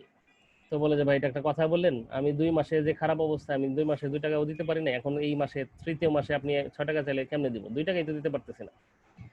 পরে বলে আচ্ছা ঠিক আছে, তাহলে একটু রিশিডিউল করে দিই, আপনার কাছে এখন আমরা পাই হলো 6 টাকা, তাহলে এটা আপনি 3 মাসে দিয়ে দেন 2 টাকা করে, অথবা 2 মাসে দেন 3 টাকা করে। এই যে একটা নতুন করে শিডিউল করা, তার মানে আগের লোনের যে শিডিউলিং ছিল এটা কিন্তু চেঞ্জ হয়ে গেল, এখন নতুন করে শিডিউল করা, এটাকে রিশিডিউলিং বলে। ক্রেডিট রিশিডিউল করা, এই রিশিডিউল করলে তখন আর ঋণ খেলাপি আর থাকে না। প্রথম যখন পর্যন্ত লোনের ডিফল্টার হয়ে গেল, সে দেয় নাই, তখন সে ঋণ খেলাপি হয়ে গেল। দেখবেন নির্বাচনের আগে আমাদের যে মহান নেতারা নির্বাচনে আসেন, তারা তো অলমোস্ট সবাই ঋণ খেলাপি না হলে আর নির্বাচন করবে কিভাবে? মানুষ এত টাকা মানুষকে বিলানোর মতো টাকা, আপনার কাছে কি মানুষকে বিলানোর মতো টাকা আছে? টাকা তো নাই, কারণ আপনি নিজেই খেতে পারতেছেন না। তো আমাদের মহান নেতাদের কাছে তো অনেক টাকা থাকে যেটা মানুষকে দেওয়ার জন্য, এটা জনদরদের কারণে না, শুধু এই টাকাগুলো নিয়েও সমস্যা আছে। এই টাকাগুলোই আসলে ফাও টাকা, ফলে মানুষকে বেলানো যায় অনেক ক্ষেত্রে, সাধারণ অবস্থার ক্ষেত্রে বললাম। তো এই যে ফাও টাকা যেটা, এই টাকাগুলো তো বেশিরভাগ ক্ষেত্রেই লোন না দেওয়া টাকা, মানে লোন নিয়েছে কিন্তু ফেরত না দেওয়া টাকা, এই টাকা ওনার কাছে আছে কিন্তু উনি দিচ্ছেন না ফেরত। তো এরকম লোককে আবার আমাদের নির্বাচন কমিশন আইন করেছে যে তাদেরকে আবার নির্বাচনে আসতে দিবে না, ওনাকে নেতৃত্ব দিতে দিবে না, দেশ চালানোর দায়িত্ব ওনাকে দিবে না, কারণ উনি তো নিজেই লোন নিয়ে ফেরত দিচ্ছেন না। তো উনি আবার আরো দায়িত্ব পেলে তো আরো দায়িত্ব নিয়ে আরো ঝামেলা করবে না। তো সেক্ষেত্রে কি করেন আমাদের মহান নেতারা? ওনারা ব্যাংকের কাছে যান, বলেন যে দেখেন আমি তো ডিফল্টার হয়ে গেছি, আমি তো আর করতে পারবো না, নির্বাচনে দাঁড়াতে পারছি না, আমাকে রিশিডিউল করে দেন। তো যখন রিশিডিউল করতে বলা হলো, তখন কি হয়ে গেল, উনি আবার নতুন করে লোনটা আবার নতুন করে একটা শিডিউলের মধ্যে চলে আসলো। এখন আর সেই আগের অভিযোগ আর নাই, ডিফল্টার অভিযোগ আর কিন্তু আর রইল না। ওনারা সাধারণত নির্বাচন করেন, একটা কিস্তি দিয়ে, প্রথম কিস্তিটা দিয়ে নির্বাচন করেন, নির্বাচনে জেতার পরে বা হারিয়ে গেলে উভয় অবস্থায় আর দেন না, 5 বছর পরে আবার দিবেন হয়তো, আবার রিশিডিউল করলে, অথবা মুক্তি পেয়ে গেলে তো গেলেনই। ব্যাংকে যদি আবার এগুলোকে কুরিনের খাতায় দিয়ে দেয় তাহলে তো শেষই হয়ে গেল। আচ্ছা, 4 নম্বর কাজটা কি? হ্যান্ডলিং প্রবলেম লোন হ্যান্ডেল করার জন্য 4 নম্বর কাজটা হলো কি লেখা আছে এখানে? Waiver interest. তাহলে 4টা কাজ। হ্যাঁ, প্রথম কাজটা হলো অ্যাডভাইজরি কাউন্সেলিং সার্ভিস দেন, একজন অ্যাডভাইজার আপনি সাহায্য করেন তাদেরকে তথ্য দিয়ে। নাম্বার 2 হলো ম্যানেজমেন্ট পজিশনে একজন রিপ্রেজেন্টেটিভ বসায় দেন। নাম্বার 3 হলো ক্রেডিটটা রিশিডিউল করে দেন। নাম্বার 4 ইন্টারেস্টটা ওয়েভ করে দেন। আমরা অবশ্য একটু আগে যে উদাহরণটা 10 টাকা দিয়েছিলাম ওখানে ইন্টারেস্ট ছিলই না, ইন্টারেস্ট যদি থাকে সে অন্তত ইন্টারেস্টটা উইথড্র করার একটা ব্যবস্থা করতে পারে। এরপরে কি কোশ্চেন আছে, কোশ্চেনটা দেখেন তো, আমার মনে হয় শেষ।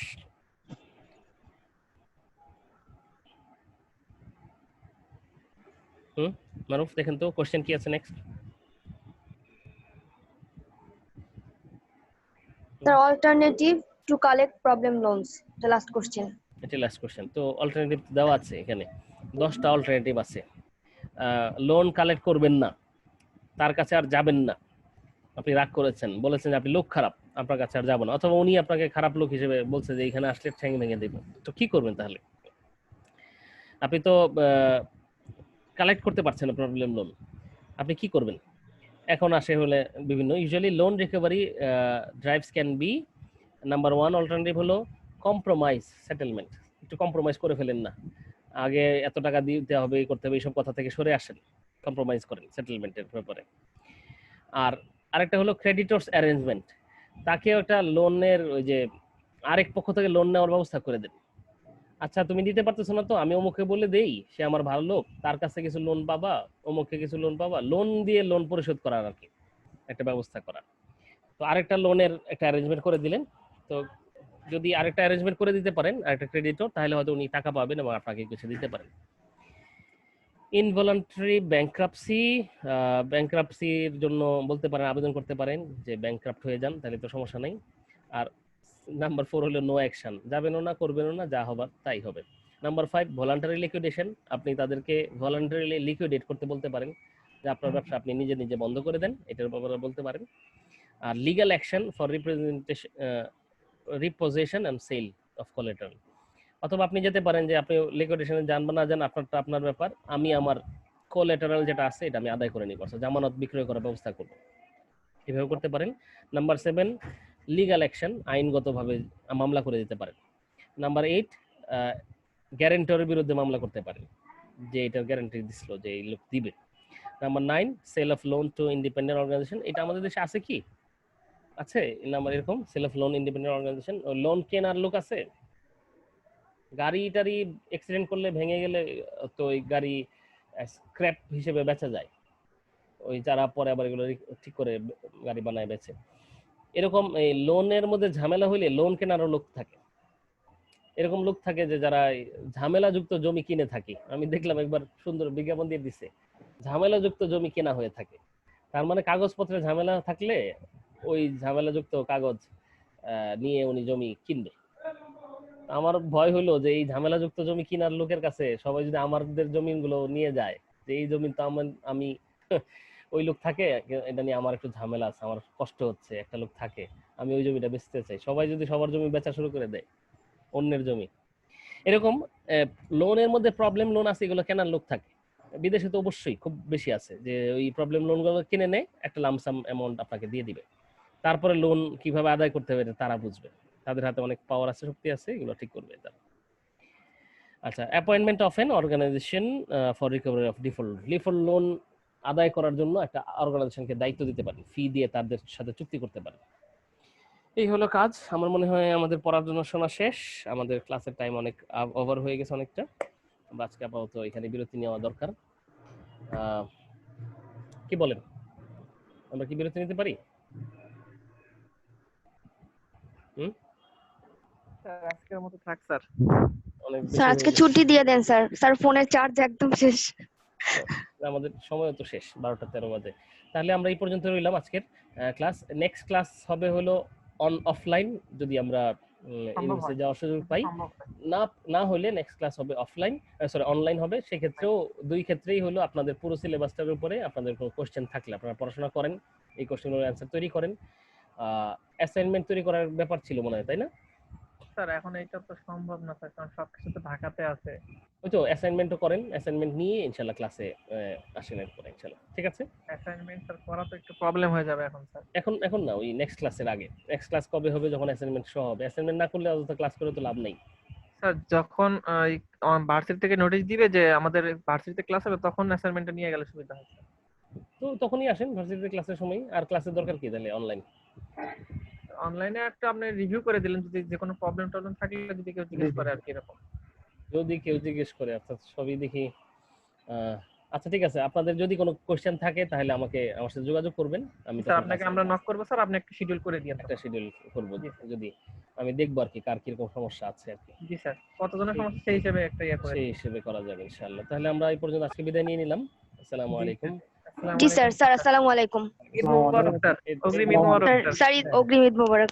ঈদ মুবারক আপনাদের।